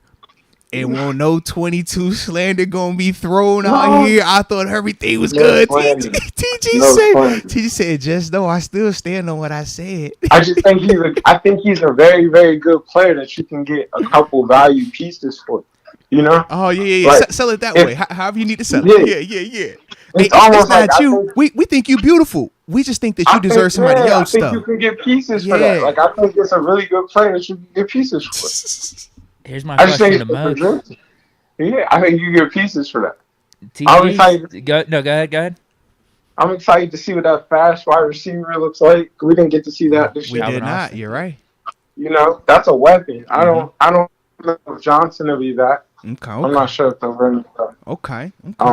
And I think they'll let Pickens become Pickens. I think that's a superstar. Well, bro, you look at the numbers right now. He's caught Deontay, and I think he has 30 less catches and about 50 or 60 less targets than him right now. Yeah, it's freaky, bro. It's freaky. Like, Wait till they start dialing it up for him. Like it's freaky. Matter of fact, let me get you right real quick, bro. Just to confirm the numbers totally. Yeah, Deontay 123 targets for Deontay, 77 catches. George Pickens 69 targets, 42 catches. Deontay 745 yards, Pickens 643 yards. Yeah. And it's there. Yeah. He's a game changer. I'm telling you, that catch he had on dude's head. That was freaky. That was freaky. Absolutely. That's freaky. Yeah. And he's making it look easy to where he's consistently doing that. That might be who you are. Yeah. And I think that's who he is. I think he's a superstar. I just think they're just slowly letting him turn into one. Wait till they start dialing it up for him. Like, no matter what, throw it to him. Yeah. It's going to happen. It'll definitely happen. My question for Moats is, TG has brought up in the past that Najee could go for like a first or second rounder. And me and you both disagree that it's going to be I don't think that's his market. Worse value than that. do not think he's getting Do you think he's increasing it up into the second round range, though, recently? No, I don't. It's a running back. It's a running back. That's crazy that you say it it's like bro, you sound like you're saying what I'm saying the exact thing. You're just saying it in a different language. No. We're speaking the same thing. But no, this is what I'm saying in this regard. The running back position is not valued for a first round draft pick. But we've already made the decision to already take him in the first, so I can't undo that. But I don't think that changes my stance on how I feel about taking a running back in the first round. It's no point in messing with them dudes in the first because the value, the shelf life in terms of how long you're gonna get the best version of that back, realistically, 3 to 4 years tops. Man, he scored a touchdown and still ran him over. I'm like, oh, that hurt. Yeah. We don't need film. And I felt what he was doing. Yeah. He's setting the tone. Yep. It's a bully team, but at the same time, I'm like, but it's so lethargic at times, bro. And it's you had to be perfect. It's literally you're winning the body blow game. We're just gonna body punch you to death. And that's how you're going to win. Like, that's a tough life to live. He had this first down. He got hit by 3 dudes. Bro, smack, bro, yes. I'm like, that's a tough run. Yes, bro, for 3 yards. For 3. Yeah, good run. I'm not giving up a first. I'm not giving up a second if I'm any other team for that because I know if them car crashes that happened last year, this year, man, I already know what that third year looking like, man. And that's why to me, I'm like, you shop it right now. I'm on the other side where I'm like, you shop it right. But see, I think that's where we differ. I think that you're looking and you're thinking you're going to swindle somebody. I'm over here like, man, everybody got to be seeing the same thing I'm saying. Ain't nobody messing with that. But I think for those type of picks, bro. I think somebody who just needs that, like a Buffalo. Bro, they wouldn't have got Naheem Hines. You know why? I hear Speed. You. They want agility. They want to play fast, they would love bro. That. I just think they would love that. I hear what you're saying. But it's still beautiful. It's a slow game though, bro. I think somebody that feel like that's like a slow game, bro. To take that. TG, would you do a third or fourth rounder? Who am I though? You know, it depends who I am. If you're the Steelers, are you giving up Najee for a third or fourth rounder? Because I think fourth round is more than likely. I think third. No. I think he's hit too much. He's hit too much for a third. I think he's hit too much for that, bro. I need a third and a fourth and right. Yeah. See it. And who's giving you that? That's what I'm saying. Give me your slot. Dude, I don't think anyone's doing you that. asking for a lot for a running back, bruh. A running back that you don't even view as like that. Think about this. Give me a third and give me your slot. So let's just I need to just hear one thing from you. You got J.K. Dobbins, you got Joe Mixon, you got Nick Chubb, you got Najee Harris all in the AFC North. Where is Najee ranking in the AFC North to you? See, but you're doing it like that. I don't come at him like that. How do you look at it then? Because that's what I'm trying to say. Like, if I don't view him as the best there, like how, like where am I looking to say I'm going to get are we talking about this year? Because Nick Chubb's not really chubbing this year. Who would you take this year between Chubb and Najee this year with what you've seen from both backs? I take Najee. No, you a liar. Give me Najee by a million. And you know it. You know you're not being factual right now. Okay. I'm taking Najee right there. Yeah. You see it? If you say so. Kareem Hunt's unhappy on there. No. I get that out of there. No. You trying to talk? You're talking about. No. You're switching the narrative. I simply said right now, if this is your team, the fighting Terence Garvins, your starting running back based on the 2022 productivity thus far from Nick Chubb and Najee Harris, you're telling me today you're rolling with Najee Harris? So then why you want to trade? Why you want to get rid of him off the Steelers then? If he's that caliber back, because we know what Nick Chubb is. So if he's that caliber, you're not moving him. But I'm just saying now, Nick Chubb hasn't chubbed this year. I'm just saying that. It sound good. It sound real good, but I don't believe anything that you just said. I don't. I would ship him out. You trying to sell me something, man? And I don't like what you trying to sell. Somebody will bite. I think somebody strange will bite. I think if Najee finishes the season off strong, maybe you start talking about a second rounder. I think somebody will bite. I don't think somebody will bite. Trade though. Either way, I'm with TG. I think a second rounder would be good value. Though. Yeah, but if you can get a second, that's different. But I don't see you getting that for Najee, bro. If you get a 2 and a 4, you got to push go. If you're getting a 2 and a 4 for a running back that's in his third year with that many touches, then yes, you hit a lick. You got to swindle. I think somebody fool. Bite. I call him a fool. That's what you got. I think somebody like a Jets bite. Or they say a fool is born every day. So it would not surprise me if there happened to be a fool in that organization. But to tell me that's not a full move. That's a Jets move. That is a Jets move. That is a New York Jets move. Impact on the. That's an immediate. It'd be nice on the Jets. You like him over Breece Hall for the Jets? Yeah. No, you don't. No, you don't. Oh my God. Breece Hall is a nice every down back. What? They don't need to do it once. Come on. You don't like Najee over Breece Hall? Yes, I do. Yes, I do. Everything that you say you want in a running back is what Breece Hall brings to the table. The things that you get what you're saying. So what you saying there, man? Everything you talk about, you like in a running back, that's what Breece Hall brings. Is that who Breece Hall is? You like? Is he Le'Veon? He give. I think he a little faster. I think he's a little bit twitchy. I think he's slower than that. You think? Oh, I think he got a little bit. I think he a little. I think L. Bell more powerful. That's why I think L. Bell got him, but I think I think he's a Le'Veon. I think I know how you feel. I know how you feel about a Le'Veon. You know I love Le'Veon. You didn't love a LeGarrette. You love the L. Bell though. Yeah. I think. I think that's who they thought. Yep. Najee was. Yep. I think that's who they thought that was, and that's why I say I don't think the move was bad. I just think they thought they got a Le'Veon. You know. Okay. You with me? No, that's fair. That's fair. And they're like you said, those are very different caliber running backs. But L. Bell was a different animal in his own right. L. Bell was a different monster, and that's what I think. That's what they want. For me, I still feel like if Najee drops weight, he can still tap into some of it. I don't think to the full extent, but I think he needs to cut down some of the weight. It'll make him a little bit.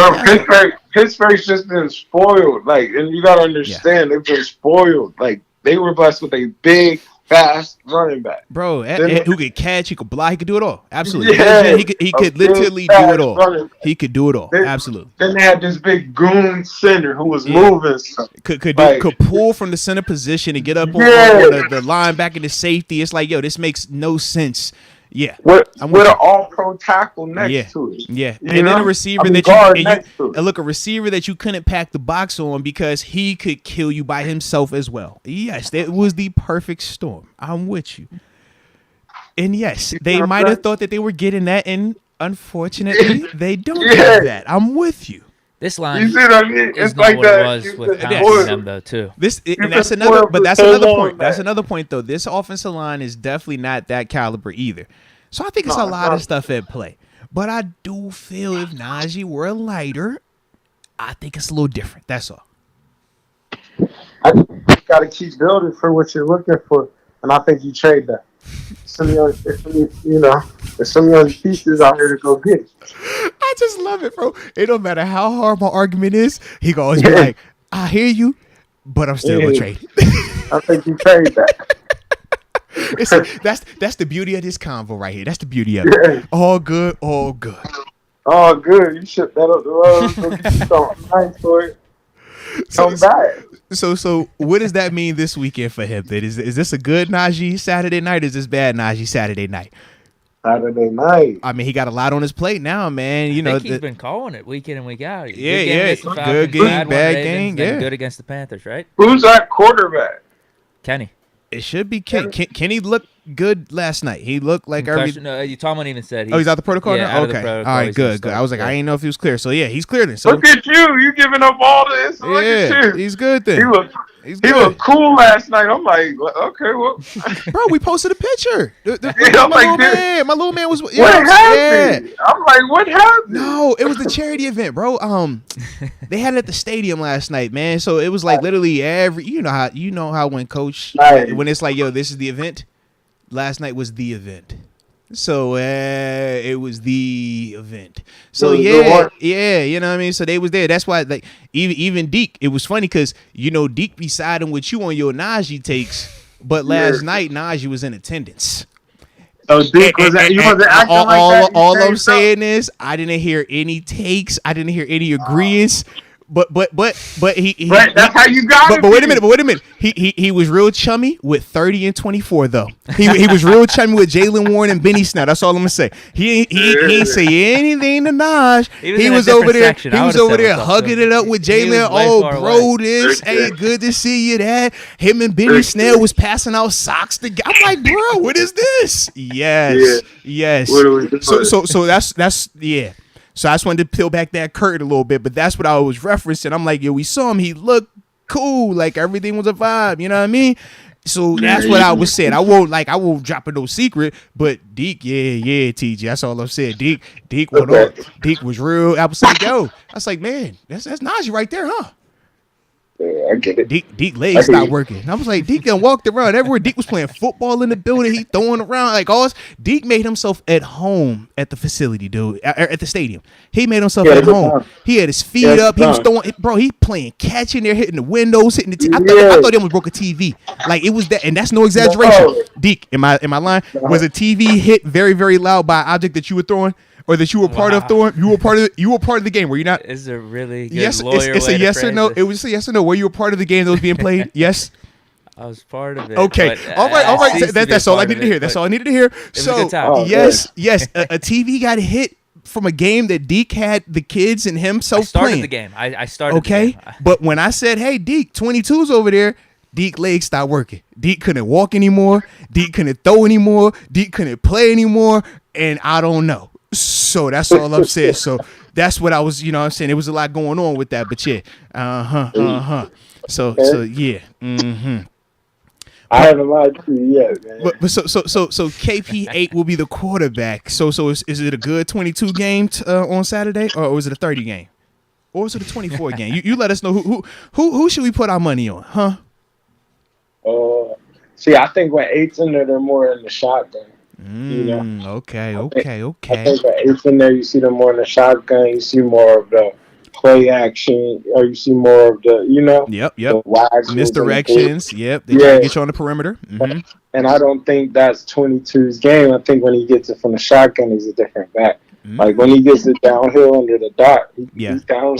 He's a big boy. He's hitting you, but you're hitting him. It's just a lot of physicality, Which is actually weird because I think 30 is actually better from the dot. If you watch it, and I'd be interested. No, he low key. He's definitely the more productive runner. But my question to you is this, and I want to get your take on it because I know when I look at it, I think of it as more so how they approach 30. Like defensively, I think that they're just not thinking of it in the same sense of like, yo, this is a definite run. I think they look at him more as like the third down back. Like, yo, we looking screen draws. We thinking more of that. Whereas when Najee's out there, I feel like personally, it's like, bro, he's coming downhill or it's going to be a pass. Like, that's kind of how, yeah, you know what I'm saying? Like, so that's why I be wondering, is it really 30 or is it more so just how they're approaching 22 versus how they look at 30 and from a defensive perspective? Has he come out the backfield really on like any routes though? Have we seen him in terms of 20 or 30 or 22? 22. Have we seen like an attacking route though? No, not really. No, we seen 30. We seen 30, but not from 22. Nah, he's more so like. But I'm saying like that attacking. Nah, like option route. Yeah. 30 usually gets those. You see what I mean? So it's kind of like, I think that would add value to him if they put that in his. Do you think he has that in his there? I'd be curious to know. I don't see it. That's my thing. I think 30 is more gifted that vein. Like when you watch 30, he makes a lot of guys miss an open field. It's rare that you see like the first guy tackle him. Whereas when you watch 22, he don't make a lot of them second level guys like miss like that. Yeah, he run them over. Yeah, or he tries to. Yeah. I don't see that, but I'd be curious to see it. You know. You ain't sounding too optimistic about that one. Dang. Why you not sounding too optimistic about it? You see, this I can tell, because see, when you be talking about trading him, you be real excited. You be talking real like colorful and all this. And then when you be like, hey, is Najee gonna ball this week? This is game. You be like, I mean, you know, I just I don't know if I see it.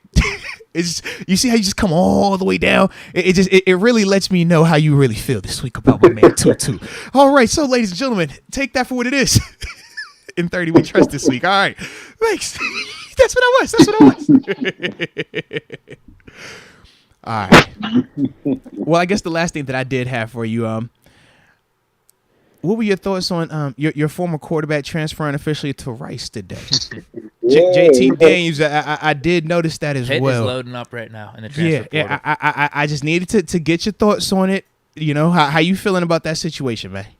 Yeah, it's all good. It's all good.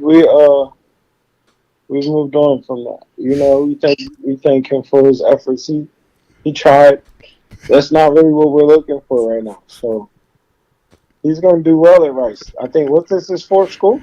Yeah, fourth school, yeah. I think that's amazing that they get to do all that. Crazy. You know? Hey. Like, it's truly free agency out here. Like, speaking of free agency, they got the one quarterback that the Pitt coach, Narduzzi, confirmed that the dude got a $5 million offer.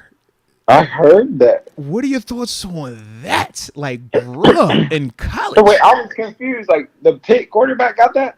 No, North Carolina. Yeah. I don't know why Narduzzi got the information. Probably just because it's ACC. He probably was the one trying to offer him. I know two schools with a $5 million offer. I'm not going to say who it was, though. I know one of them for certain. Yeah. Y'all probably was the one trying to offer him all that money. I hope we're trying that hard. They said it didn't work for Jordan. We're going to get this one then. I just think that's how it is. That's the world we're in. How much you paying for this?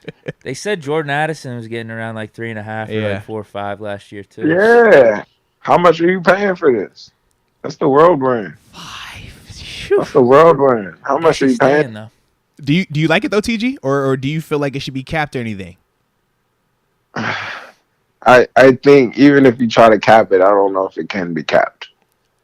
I think the door is open. Like, I don't know if there's anything you can do about it. Because I think in the sense of like NFL wise, you know, we have the salary cap, right? Yeah, we know these owners can pay way more than that. But I think it's different, like, because a player can go get endorsement money, right? Yeah. So, I mean, technically, it's not the school paying the NIL. Okay. Technically, the NIL is coming from... True, the booster or whatever, yeah. That's technically endorsement money. You see it? Okay. I'm like, I don't think you can cap that. So yeah, if this is Progressive giving Baker a $20 million deal, this is just that company specifically. Okay. Yeah, how can you put a cap on that? It's not like we're saying. You're right. Because only from West Virginia, and the only reason this has ever been a conversation is because of the NCAA structure and the history of it. So I don't think they can cap it. You can't cap it because it's not coming from me. So no matter what, even if you do try to cap it, it's still going to come. But are you concerned about their ability to handle that type of money at that particular age? I mean, we talk about the NFL and I think the league average was 80% of professional athletes when they're retired within 2 years, they're bankrupt. And a lot of that is because they don't know how to manage their money, right?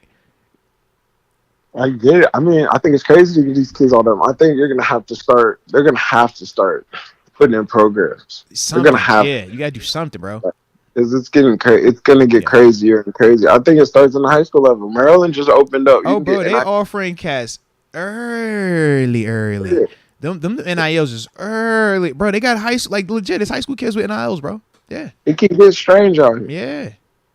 I don't know. Like, I hate the whole, because it's almost like your social media can determine how big you are. Like, it really is like that. You don't even have to be like that on the field. If you got numbers, if your IG popping, you can get more money that way than if you nice on the field. Yeah.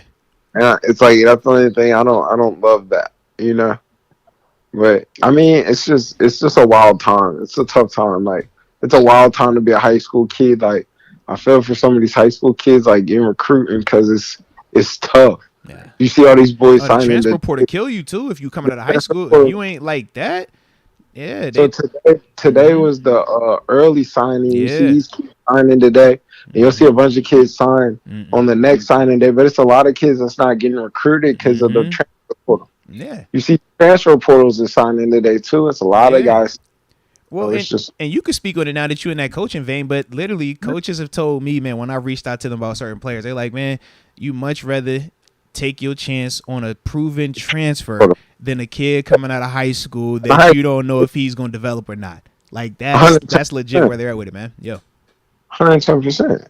Like, you really it's just it's free agency in college. Like, it's truly a crazy time. So it's like, it's just, I don't know, it's just increased the value to me of these high school coaches, because now you got to have these kids ready to go out of high school. Yeah. And if they're not ready to go, it's hard to get anywhere. Like, you might not go. Like, these camps, it's just going to increase the whole value of the sport, because it's just, you have to get right at an earlier stage. Like, you have to. You know, the time of that kid starting in high school is, like, tough now. You got to be kind of, like, on your up and up going into high school, and you got to get good coaching in high school so you can get a chance in college. Because college is now it's honestly a minor league. Yeah, essentially. Yeah, to the NFL. Honestly, in a second, and I know they're gonna do it. And remember, I told you this, and I always like give my little visionaries, but they're gonna change the age limit in that NFL. It's coming, you know. Oh, instead of the 3 years from high school. Yeah, they're gonna change something, and you're gonna start to see somebody jump. You're just gonna see them get younger because they like it younger anyway, and you'll see us turn into a minor league. I just believe it, you know. I think the value of it's still the same, but I just think, like, you see how these kids are checking out of the bowl game. Oh yeah, they'll tap out of that quick now. The pride of the school is just different now. It means nothing. You know. Yeah. And I think college is great for the pride of the school, but I think the pride of the school is leaving. There's nobody there that's there for 4 years. Mm-hmm. It's almost like basketball a little bit. If you're there for 4 years, it's like, what's wrong with you? Yeah, what's going on? What's wrong with you? Mm-hmm. You know. So it's like, I think. Go ahead. I think they'll let it get younger, and you'll start to see dudes go to college for like a year. You know what I mean? A year and bounce, maybe 2 years, and you'll just see it change a little bit. Yeah, because I think they got to try to do something. So what you're saying is you deserve a raise, then, huh? Say it again. You deserve a raise, is what you're saying. I'm overraised. No. Yeah. You deserve a raise with all the value you're bringing. You're saying the high school coaches and stuff are getting. I'm saying, like, I mean, it's some high school guys making like college numbers, you know, but it's truly like, yeah. It's truly at a place where it's like the value of a high school. Like, you gotta go to a good, like, if you're trying to make it, like, legitimately, you gotta align yourself to be in position to make it like that. So it's like, what you're trying to do, that you have to kind of go to these upper echelon high schools that actually teach you how to do these things, you know. Or you have to go to you just have to get good coaching to go to these colleges, because these college coaches not teaching you no more. It's like, if you're not ready to go, they're just going to move on. Yeah. And they'll push you into the transfer portal. You don't see that side of it. I have heard of that, though. I've definitely, that has become a new thing. They hit we think that you need to, we think that you should look for other options. Yes. Yeah. High school coaches. No, college coaches. They're telling kids now, like, if they don't think you're good, instead of letting you sit and take that scholarship, they like, hey, Deke, hey, bro, you should hit that portal this coming up semester, bro. You need to hit that portal. The thing is, people should know that a college scholarship every year is a new year. It's seriously, scholarship. It's a 1 year scholarship, and every year is a renewal. Mm-hmm. So now with this transfer portal, they're kind of like, yo, we need your money, like the salary cap. Yep. We're gonna take this money because they only got a certain allotted amount of money. That's from D1 to NAI. Every level has a certain allotted amount of money. Yep. So they'll take somebody's money and they'll be like, "You hit the portal," and they'll give that to somebody else from the portal. Mm-hmm. Just like free agency. Yeah. So you see, it's crazy. Like it's the Wild West. It's actually that's what's going on in college right now, bro. Actually college is actually more structured because there's only a certain amount of money that they get to use. Yeah, you see it. The NILs are really just side deals. It's craziness right now. So it's crazy right now. It's the Wild West out there. All right. Well, we're gonna see how this thing keeps progressing, then, man. We will, but it is nuts though. It is definitely nuts. But final thing I got for you though, broski, as you already know, I need that prediction, man. Do the good guys get it done Saturday night, 50th anniversary, immaculate reception, Franco's jersey getting retired, honoring the life of Franco Harris. Do the Steelers win Saturday night, Christmas Eve? That might sound crazy to say, but I think they gotta win. You know, I think with everything that's going on, you know, I think the city's on their back this week. I think they gotta go win that. I don't think the Raiders are a super duper great team. I think they're dangerous though. Yeah, you know, they got pieces. Did you see that win last week? What was that? Like, silliness, bro. Silliness. Did you see what was that? Get your mans, yo. I don't know who I don't like more. I'm like Ramadre. Why you pitch it or Jacoby? Why did you throw it? I'm just like both decisions made no sense, especially everything that led up to it. It made no sense, bro. I couldn't believe you threw it. Yeah, but. So I think coming off that little high the Raiders are on, I think they got to get beat this week. Okay. I think they got to win this week. I like something like what you just seen. 24-16, 24-16. Okay. Convincing then. All right.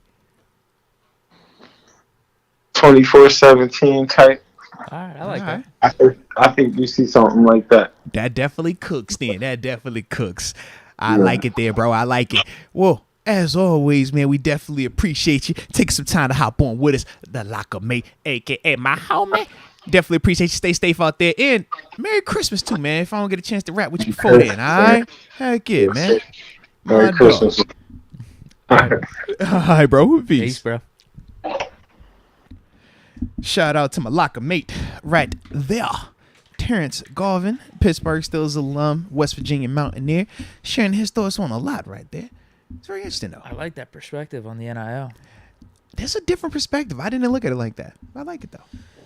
It is becoming – it's weird. There's no doubt the college football players deserve to get paid. They always have. Yeah. To what degree? Now we're in that kind of that's spot the messiness of it. Yeah. How much, how little, that type of thing. But I think the big premise of what he was talking about, I 100% agree with. Like, yeah, it should be more about craft than clout.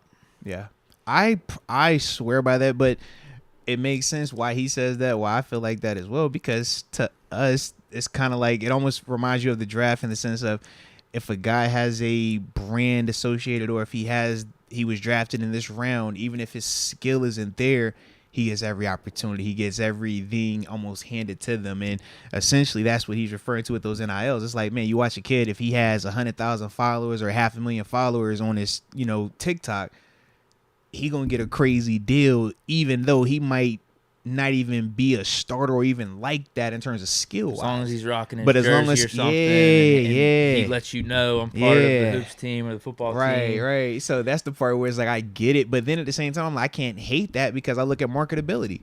I'm like, man, if you know how to market yourself, like I can't knock that, but I get that angle as well, though, man. It's just a lot, dude. And here's another thing too. Like I don't like other teams trying to tamper and say Drake May is on North Carolina right now. Whatever those teams were that offered him $5 million, like you can't do that because in the NFL, you shouldn't be able to. In the NFL, you can't talk to another team. That's the tampering stuff, and we joke about it, especially around free agency time. But those guys, when you're talking about that. First of all, it's a legal tampering period, but most of us during that time frame, it's the last year of your deal. So you're about to hit free agency. That's the only reason why you're talking. It's not like you're in the second year of your deal and you're talking to other teams, and that's what's going on. That's obviously why a lot of the Pitt fans were upset about the Jordan Addison, situation because of that. So that's the part where I'm just kind of like, I do think structure is needed, but to what extent? Because I don't want to necessarily cap their earning ability, because we don't cap these coaches. Yeah, we don't cap a coach. I would like to see how much I'm worth out on the open market. Absolutely. And that's the part where it's like, as a player, I do think that benefits the players being able to negotiate with other teams while in the contract, because it's like, man, if I already got 5, well, this is my floor. And then negotiating wise, as a person who's had that type of leverage, it's like, yo, it changes how a team talks to you, even your own team. They might not value you like that until they hear another team does, and now they're like, yeah, now let's pay it. But it's, like you said, man, it's the wild west right now. Maybe there needs to be a period for it. Yeah, something, man. February, or maybe you just have 2-year deals whenever you first get on with the college, and then you could talk after your second. I don't know. Yeah. There's different options or different ways to go about it. It's probably just all. There's not going to be one definitive right answer. Right. You're just going to have to be wading these waters and working in the gray areas throughout it all, I'm assuming. No, without a doubt, bro. But I do feel like maybe it's just because Pitt is kind of good and back in the mix again, but I feel like college football's stock is up over these last few years. It feels like it's back in a way. That's because Pitt. Maybe. That's it.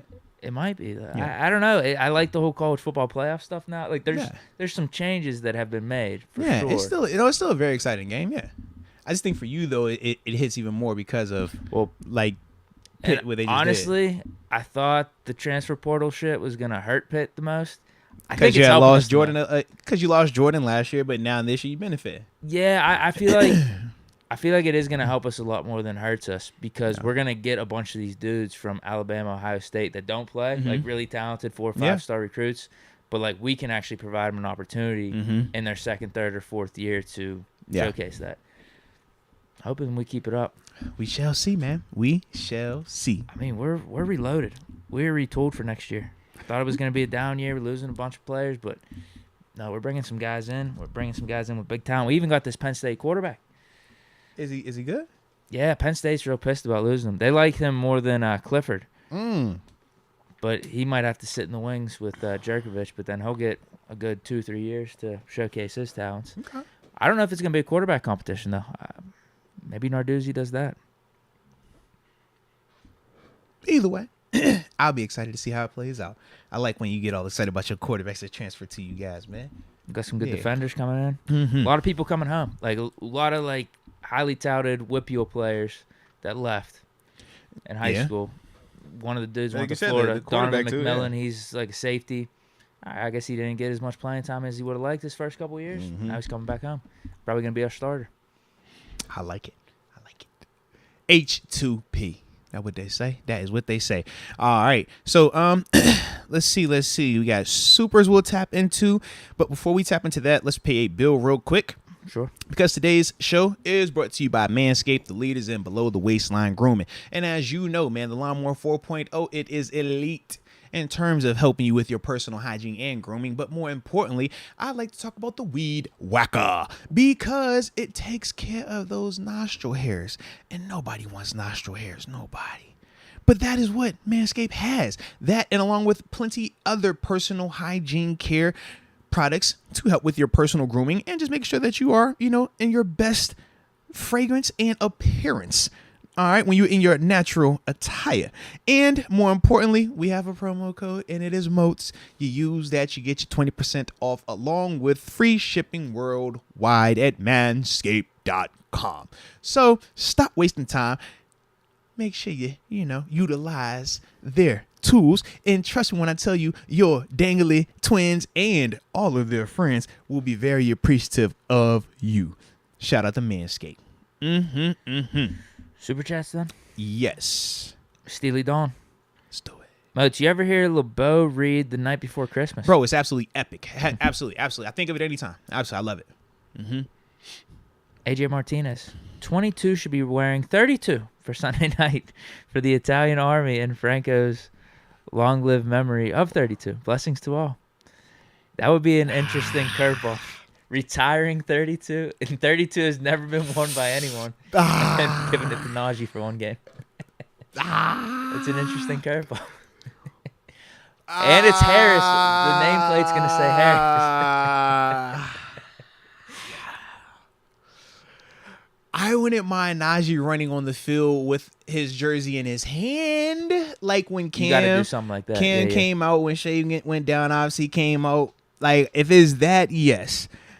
I don't want Najee or anybody putting on the 32, but specifically, that's a creative thought, though. It's very creative, but I think that could create a I don't know. People will be talking about that more than the actual absolutely game. and very hypercritical of Najee's performance in that jersey as well. And just not knocking Najee, but the numbers this season haven't reflected, the best scenario for him in terms of just being able to go over 100 or even yards per carry. And we know how fans can be. And we know when people are hurt, they will react and say things that might not be typically related to their character. I don't want to put Najee in that position personally, man. I don't think that is a good situation for him. Well, here's perspective for you. John Easton, if Kenny played in a 7 jersey, Deke would go nuts. This is very true. So if you want to make that comparison, it's probably just something you don't do. This is very true. Regardless of how significant we want to make that night, it would be like, no, bro, take him out that jersey. No, like seriously, take him out that jersey. I love the creativity to this stuff. That's because I'm thinking to myself like, bro, I wouldn't want to see anyone in a 7 jersey right now. Like, nah, especially if Ben was passing and that was what we were talking about. It's like, nah, man, Unless it's gonna be 46 number 32 jerseys out there and the whole team is wearing it, I am not putting one person in that jersey, man. I can't do it. Jacob Malesio. Oh, you know what? I wanted to say something about Najee though, real quick. Yeah. Because you brought up the numbers. My math is terrible. I actually think he could get 1,000 yards. Oh yeah, he's only like 300 yards off. Yeah. Whenever I said 290. It's actually 210. He's at 790. Yeah, 790. Yeah. So it's less than I thought. I think he can get it then, for sure. All he needs is that's 70 yards a game. Yeah, I think he can average that. The problem is how you just said it right there. I think he can average that. I think for the last 3 games, he's been around 80, 90s for some of these games. It all depends on if he has one like a 30 or 40, but it's gonna average really damn close. It's gonna be. Floor is like 980, 990. But if that's the floor, I do think he's going to get it then. I think it's going to play out. It's going to be close, though. I think it's going to be close. 290, I was off. I didn't think he was going to get it. But at 210, with the new math, I'll take it. I'll take 1,000. Jacob Malesio. Lumberjack. Oh, wait a minute. John Easton brings up a good. I like this. I'm 100% on this one. He says put a 32 sticker on the helmets or a patch on the jersey. I want the patch on the jersey. We technically already have. They're doing the 50 for the. Oh yeah, we got. It's got the immaculate reception. I mean, technically that is his patch though, because that's his logo. Like I mean, not his logo, but that's what the Yeah, maybe.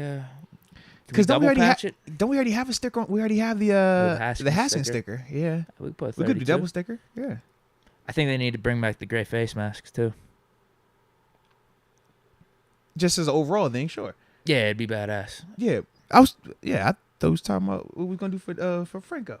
I'm with you on the face mask though, but yeah, it's just all together. Bring back the face masks, get the end zones painted. Yeah, just make a whole. They bring black jerseys this week. Yeah, I know that. But the 32 sticker or 32, whatever needs to be done. Because I'm trying to think, what else? Yeah, the double patch could be a little weird. Yeah, because that 50th anniversary patch is like pretty large. Yeah. Yeah, you're going to have a square over here and like a circle over here. Yeah, maybe the helmet sticker. Yeah. Just put on the other logo. It still is on one, 32 on the other side. I don't know about that. Oh, what's wrong with that? There's nothing wrong with it. I just think it's, the tradition of the Steeler helmet. I think But it's Franco. It's his special night. Maybe you could write 32 in the diamonds on the helmet. The diamonds on the helmet? Yeah. I'm trying. Yeah, just write it. Just write it on. Yeah. Just like have on the 32s. top one, maybe? Yeah. Or all of them. Yeah, it don't matter. Just You could do that. I think that would be a little bit more than just a sticker. Like to have the number on the logo somehow, some way. Around the logo. Yeah. It's one of them things, man. It's one of them things. Jacob Malesio. Either way, I think they're going to do a good job. Yes. He says, lumberjack with the... Oh, yeah, you already read that one. Yeah, man, you got to do it the right way, man. How Biggie said. With the red and black lumberjack. With the hat to match. Remember rapping through the hot. Never thought the hip-hop would take it this far. Come on, man. AJ Martinez. Blessings to the Almeida family during the loss of Mrs. Lorraine. Oh, yeah. Maybe he spoke on Miss Lorraine. I remember that. Much love to Danny, Monique, and my brother from another mother. Dan Rambo Almeida. Shout out. Absolutely, man. Absolutely. Next, Sean McCartney. People can feel how they feel about Kenny, but if you don't like him, you probably won't like the next rookie quarterback. Or the next one. Or the next one. Just depends on what they're looking for. I would agree. Crystal Pravat. Najee live in TG's head rent-free. So salty. What to say, TG be just like, nope. I'm stuck on it. This is how I feel. But I always respect it if, as long as you stick with your stance, man, just stick with it. Stick with it. Like how you are with your 7 stance. You ride with it through the thick and through the thin. When it's good and when it's not good, you roll with it. And I like it, man. I can respect it. Yeah, I just don't think we're getting a second-round pick. Yeah, I don't.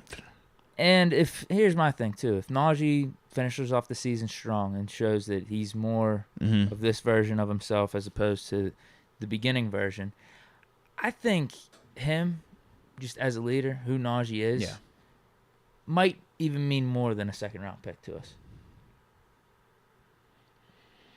Because I would flirt with it in the offseason if it's a first or second. First, sure, but because honestly, at this point, with how he's running, I'm thinking like a third-rounder would be fair value on both sides. That's how I look at it. So we're not too far off from him getting up to a second round if he finishes off this season strong. See, I almost would want to keep him, though. If this Najee, Jaylen Warren 1-2 punch is working and he looks healthy and just like a different running back than from what we saw earlier in the season, I think you just keep him. See, I think that's where we differ, just in terms of the value part. Like, I think you think that his value could increase potentially if he gets like his numbers better this year. I think the more he gets touches, the more contact, regardless of how good the numbers are, is going to devalue him. Kind of like just driving a car. It's like, man, it don't matter how much you pay for it. The longer you use it, the longer it's from that sale date, it just keeps depreciating. And that's kind of how I view, him in that sense. But that's the same time why, like I said, for me, why I just don't see the point in even trying to trade him if you're not getting anything better than a third, because I do think that what he already has proven, I can still work with it. Now, do you love it? Now, that's a different conversation, but I can at least formulate a plan if I know this is what I'm going to be dealing with for at least another year or two. And I think that's, like I said, for me, just my stance and how it's been. I ain't saying that I love it, but like I said, it's just, if this is the situation, this, I think you progress with it. So, yeah. Jacob Malesio, Oakland thought they had won that game. They come into play. Yeah. Also says, Oakland says that catch never happened. They do be saying that. I remember growing up. Yeah, they definitely say that. A lot of people would talk about that catch like it was 50-50. Some people believed it or not. I think there's too much tape out there to show that it was pretty clearly a catch. Yeah, it was a catch. There's like a new film angle on it, like over top. Mm-hmm. And then, the one that's facing him right away. That's the one I saw. Then you also even have the one from behind now, too. Yeah. I think it's clearly a catch from all these new angles that have popped up over the years. Yeah. Sean McCartney, maybe a patch on the jersey or 32 on the helmet. Okay, that's going back to what we were talking about. Yeah, either or works. Yeah. Tyler from the 334. Flying from Alabama for the game Saturday will be the coldest weather I've been in by far. How do I dress to survive, or go James Harrison style, no shirt? Go Debo style, no shirt for the culture. Absolutely. Nah, Deke, how you telling, man? Shorts, big coat, gloves. I don't know even what I'm doing. Are you a hat guy? You could just layer up. For me, probably beanie, probably. Yeah, you're a beanie. Either big black beanie coat. or if I wear a hat, you gotta have a hood over top for sure. He's either gonna be in shorts or he might have sweats. No, you might have pants on. I think you might shorts though. You gonna have them J's on. I know for me, I need my hands and feet warm. Yeah. Those are the first two things that go. Hands first, then feet. Yeah. So I'm just gonna have to have gloves and foot warmers, hand warmers, double socks. That's it. Anything else I can manage. I'm a softie. When I was out there as a player, we had plenty of things to keep me warm. So we could dress real skimpy out there on game days because we knew we were going to have everything to make it feel like we were in an oven when we were on the sideline. But unfortunately now, my current seating situation doesn't always include seat warmers, warming gel, and massive oversized coats that they keep warm for you when you're on the field. So when you put it on, it feels like a nice little toasty blanket. So yeah, I wear my football tights. I'm going to have my football tights on underneath. I'm going to have my my all black Color Rush socks on because they're like the warmest, longest pair of black socks that I have. Probably going to have some type of warm, I don't know if I'm going to go J's or the Timbos yet. I haven't decided yet. You know what I'm saying? Depending on what time. I did get me a fresh new Steelers coat though, bro. I've been wanting one of these coats. It's the coats I see on game day. They're like super duper warm and a lot of the staff wear them, and I've never actually went and got me one. But when over the weekend, I took my mom, we was doing a little tour. So I actually went to the Steelers shop and I found the coat. So I have a new warm coat. So I'm excited about that. But I might have a coat on underneath it as well because I don't want to be cold. I don't deal with cold really well. When I get cold, I get real cranky. And I get real like irritable and not nice to be around. So I'm trying my best to not get cold. So I'm going to have toe warmers, hand warmers, gloves definitely, face mask. I'm going to look like I'm a robber. That's what I'm going to look like. I'm going to look like I'm a robber. I'm going to have my ski mask on, my hoodie on, you know what I mean? Like, it's going to look real janky, but just trust me, Moats is in there. But that's what I'm going to be wearing. All right. Crystal Pravat. Mm-hmm. Jalen is a 2022 Isaac Redman. I said what I said. I don't know if that's a compliment or not. I was thinking the same, like, Crystal, clarify. Are you an Isaac Redman fan? Isaac Redman as a backup? That's what, was nice. Or the starter. Then whenever he got more and more carries, and it was between like him and Jonathan Dwyer, our running game was a disaster. I remember Dwyer, yeah. That's why we drafted Le'Veon Bell. Yeah. We had like 2 seasons of those, like Redman. I remember Jonathan Dwyer, man. Wasn't optimal. Yeah. Mike Hood, Merry Christmas to all. Remember the real reason for the season. Oh, come on now. And be kind to our fellow men and women. Rest in peace, 32. Absolutely, man.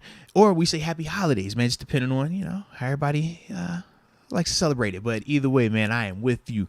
Absolutely. Mike Hood. Richard Hunt, this is strictly going to be a running game, right? Depends. Yeah, it really does depend because Vegas is going to, like, if I'm Vegas, they just don't have that good of a defense in general, so we can run or pass. I personally, I like to attack them through the air, kind of. But it's kind of like 50-50 with it because the whole, what is our protection going to look like that day? Also, the cold, is it going to be windy? I don't know. Yeah. But Vegas, they're the ones that's weird for me because in my mind, if I'm Vegas, I'm getting off the bus and I'm handing it off to Josh Jacobs 40 times and making the Steelers tackle him, making the Steelers stop him. But I don't think that the Raiders are going to actually take that approach because they like to throw the ball with Derek Carr. And I think that that's the beauty in this situation. Because I don't think they're going to really commit to running the rock like they probably should commit to running the rock. Because that's just who they are. Crystal was definitely taking a shot. Oh, he says Redmond's substance, but not steak. Dang. She said it's just an appetizer. She went the real. She brings up a good point. Brings up a good point. Wow. I cannot confirm nor deny. How do you feel? Because you have more intimate knowledge back then, Warren's man. the real deal. Okay. Redmond was a really nice goal line power back for us, and he was a compliment at times. But yeah, whenever he started getting more and more carries, it just wasn't there. Like the RB1, we kind of thought it wasn't one of those things where we were seeking it out. Though I thought it just happened with. I think we had to let Mendenhall go, and it was just him and Dwyer were the next man up. Yeah, it's not like we were we get rid of Mendenhall or anything. And shout out to Mendenhall, like you said, like he balled for us. Yeah, he did what he needed to do. Yeah, I think whenever you have Bennett, I think some of this stuff didn't really matter in the moment as much. It's just like, all right, we got Ben, we got good receivers, defense, whatever. I think one of these two guys If Ben's handing it off to him, we'll figure it out. Yeah. Because all we did have for the most part was running success in Ben's early portion of his career, or the first half of his career.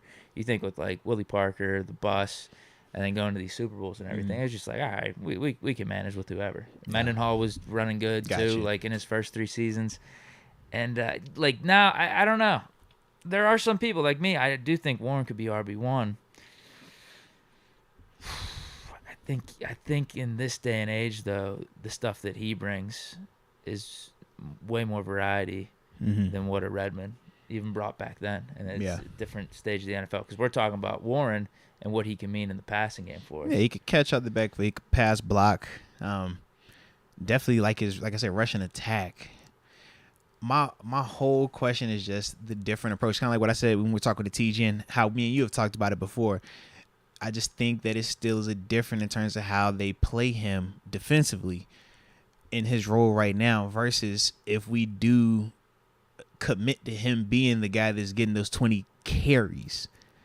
I think that defense will play him a lot differently in terms of how they personnel-wise. Instead of it being nickel, it will be base, because now it's like, all right, we don't have this 80% probability that it's going to be passed when he's out there. Now, when it starts getting like, oh, it's 50% or it's 60%, it's like, man, we playing base against this. And that's the part for me that I do want to see him against it, because if he can produce against consistent base fronts, well, it just opens it up even more so. But if he can't, then I feel like you just limit, what he brings to the table if you're trying to play him in that type of scenario now. So I'll give Crystal some credit here. I guess there are some people, you got a backup running back in both scenarios, that feel like, okay, more carries, maybe he could be RB1. Yeah. I just feel like from what we're seeing with Warren, there's more dynamic playmaking with him than Redmond ever had. Redmond was just like running up the middle. Yeah. And see, like, I don't remember Redmond enough to even know that comparison, but I can see, I see what Warren, I mean, what was the Colts game? Was that one where he got called? I was in the preseason where he got called back, the one where he takes the little, like, flip pass, Jacksonville game where you see like that full run after ability, and then obviously he has some games professionally now where he's done some stuff as well on like the third and long, and Mitch was just throwing it to get out of the scramble. Yep, he caught it like the ball was dropping, good hands there, and then made like 2 dudes miss and ended up getting the first down. Yeah, but he makes a lot of the first defender miss, and that's the thing that I like about him. It's like, I don't want to always see the first defender tackle you. Or when you finally get to the second level, you never make a guy miss. Like, I think that's what separates the backs in this league, man. Like, can you make that one-on-one guy miss? Are you always going to fall forward? And when you get to the second level, can you beat the safety? Can you, you know what I mean? And that's what we all trying to figure out right now. Lou boy, that run game was good last week, I admit. But let's not overlook 10 on third down. Oh, no, he was money, baby. He was money. The Tata Slayer was out there. He was slaying. He was money Mitch. Sounds good. I thought he was going to bring up Mitch backing up the defenders when he was talking about the run game. See, man, you was ready to come and get on 10. Oh, he's 100% right. Don't get on Mitch 10, man. Let 10 live. I thought he was excellent last game. 10 was out there last night too, huh? It was. I would have said what's up to him. Him and Najee were in different sections. I would have said what's up. No, they won't. They was in the same section. That's why you ain't walk over there, man. Stop it. They won't that far. They was close enough. I spoke to 10, and then Najee walked right in there, and that's why I looked for you. I was like, man, what 10 say? Oh, it was all up with 10. We was actually joking about kids. Okay. Yeah, it was joking. We was on that.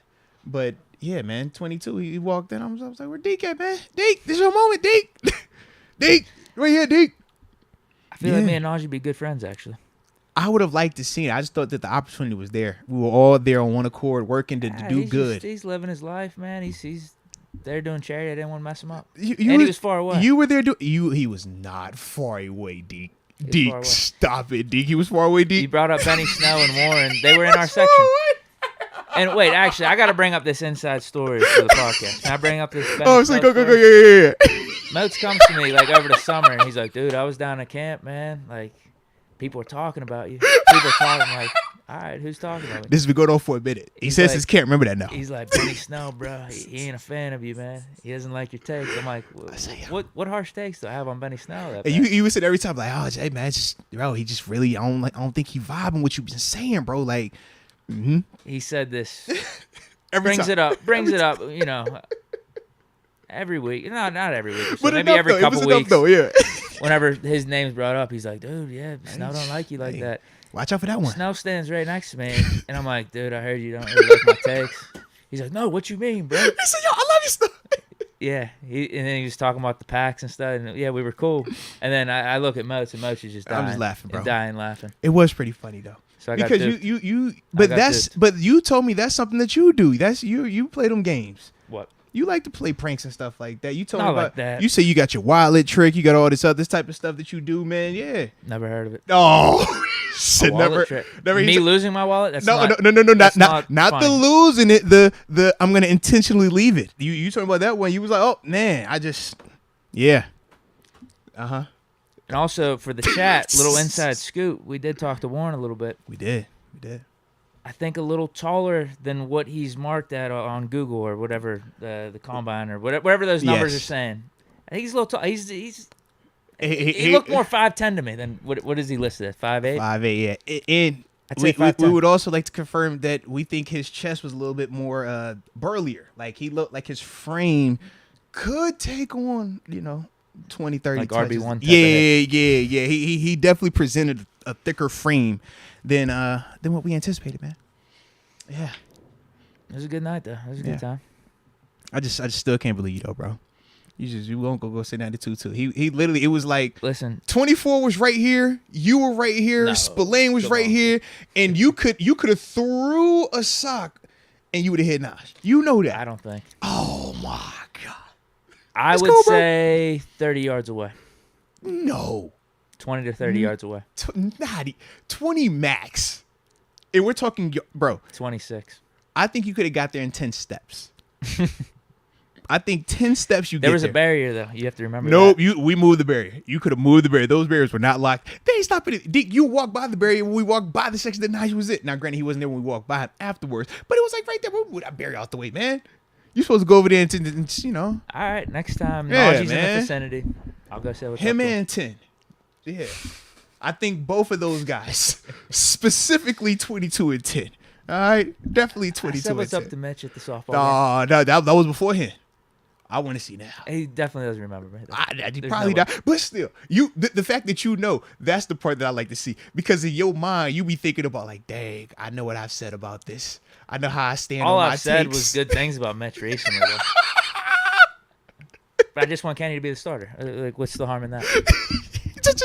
Hey, I was sticking up for Mitch these last couple weeks. I like you as a person. I just don't like you as a player. That's what you're saying, right? Essentially. I just like anybody. That's what you say. Yeah, I'll take Kenny as QB1 over Mitch. That's really it. It's nothing personal. Mm-hmm. I think we can all accept that. There's some people that would take other people's Madden games over mine. No, I don't take it personal. Perspective. They don't have integrity like me, though. I ain't gonna lie. I did have a funny moment to myself, too, between those two quarterbacks. What happened? So, G. Little Gray, when we're downstairs, so the two quarterbacks, like, religiously that he talks about being when we're down here playing, he's Josh Allen or he's Kenny Pickett. He put the gloves on. He's like, I got my gloves. I'm Kenny. Like, he'll throw and all this other stuff. So my little man sees Kitty. He's starstruck. It's hilarious. It's cute, but it's hilarious. I've never seen little man get like this. So obviously we go over there and I'm talking to him like, yo, man, gee, like this the dude, right? It's KP8, the guy you always talk about, man. Little man won't say anything. So I'm like, let me start talking forward. Then I'm like, yo, so Kenny, man, like, it's my son, he a big fan, bro. Like, when we downstairs working out, when he roll out, he's like, yo, this is Kenny. And he'll put the gloves on specifically and say, like, yo, I'm doing this because of Kenny. So get my little man his nug. They take the picture. So it's all good. 5 minutes later, wifey and my mother-in-law see Trubisky. So, because they're kind and obviously Cam Hill was over there, so it's like, yo, they go over and start talking. So I'm like, all right, let me just go over there and holler at them too. And I had this, like, guilty moment because when we get over there, the conversation was they were praising Mitch and how he's been playing. And I felt this dilemma because I'm like, dang, I literally was just talking to Kenny about how my son's his fan and all this other stuff. And I'm like, should I say the same thing to you as well? And act like my son. Your son? You know what I'm saying? I didn't know what to do. I didn't know what to do, bro. Because my first time. Yeah, you can't say that. I was like, dang, am I supposed to drop that? I kind of did. I was kind of like, yo, man, my little man, he really be like, you know what I'm saying? Like, And then I was like, bro, I honestly, I was like, I like your game. I do. But then that's when we started talking about kids. And I was like, dang, I don't know if that counts right or not. And I felt real weird. So I just kind of like walked off thinking that to myself, like, dang, man, I couldn't even have no loyalty when I'm talking about who my son really liked because that's what these quarterbacks have done to us. I felt guilty. Bro. I did. I felt guilty, man. I was like, dang, I just said this, but my son really do feel like that about Kenny. But now talking to you, I don't want to make it like I'm picking sides. All right, my son loves both of you. How about that? Yeah, it's probably not a big deal at all.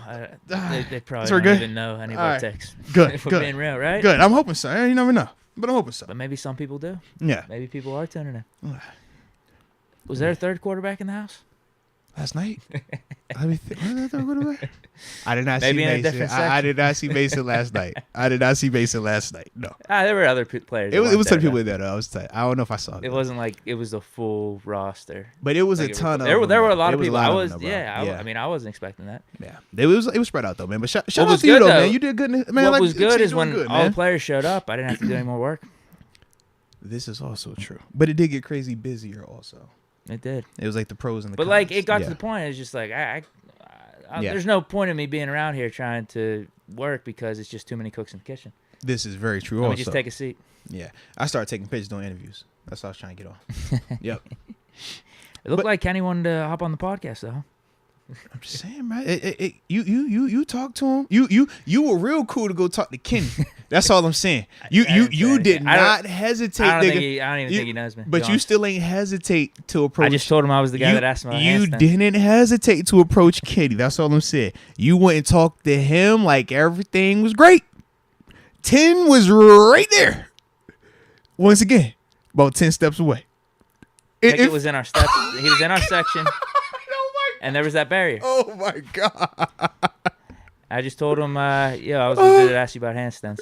He laughed. I don't even, he might be annoyed by it at this point. I don't know. He's probably really annoyed maybe by it was a truly genuine laugh. Maybe he was like, you know what, I remember that, bro, like from the heart. Didn't think he remembered me. Then I brought up handstands. He's probably like, oh, shit. It's like, no. He's like, I love that. I remember you, man. Yeah, I try it all the time. Does work in the cold weather. That's what he asked. Yeah. Yeah, no, it was a good time yesterday, man. Mm-hmm. Supporting the community. No, man, good job, bro. Like I said, proud of you, man. Proud when we do good stuff in the community like that, man. And everybody out there that does do good stuff, man, keep it up. Salute y'all as well. Right. So we're at 6:26. We got a few more super chats. Let's tap in. And then I think what we had left was around the league, so we could tap into that tomorrow. Anywho, so we good. We got some good topics too. Yeah. What else do we have? Was that it, right? Yeah. Yeah. We got 3 super chats. We should finish this up. Perfect timing, I'd say. Okay. 828 style. I think he's the next one. Yep. No to. Oh, no. He says absolutely no to 22 wearing 32. Oh. Plus, he may end up with 20 I knew. For 32 yards. Okay. He probably won't reach 1,000 this year. Hashtag loudest game of the year. Hashtag here we go. Okay. I'm telling you, the 3.2 yards per carry jokes would be like, okay. And that's why you laugh, because you know it's possible. That's the other unfortunate part. Yeah, I just think we can't have that. The whole retiring of the jersey. You cannot do that. No one has worn 32 up to this point either, right? Like, yeah. Why do it on the day you you're cannot do that. Officially retire the jersey. And he just passed away. You cannot. That's major shoes to fill. That's I think you put my man Najee in a bad situation. Sean McCartney. Waller might hurt us in the middle of the field like most tight ends. Not a fan of Edmonds' coverage skills and having our inside linebackers cover him. I like Edmonds' cover skills. Yeah, I was kind of confused. You said you're not a fan of Edmonds' covering skills, and he's saying like either or. Oh, okay. I was so confused. Either or is not a good formula for us. He's saying. Well, I would just turn the question around and say, what linebackers and safeties have you seen have a lot of success covering Darren Waller one-on-one anyways? Regardless of if it's Pittsburgh or Troy Edmonds, just in general. Might have put Sutton on. You know what I mean? Like, I think Sutton's. It's no different when you talk Travis Kelce. Which safety or inside linebacker in the league have you seen guard him one-on-one for 4 quarters and have success? That's not how you guard those type of players. They're not normal type of players. Those are the players that you treat. What Coach Thomas say? What was it? 2 weeks ago, who was playing? I forgot who was playing. Mark Andrews. What Coach Thomas say?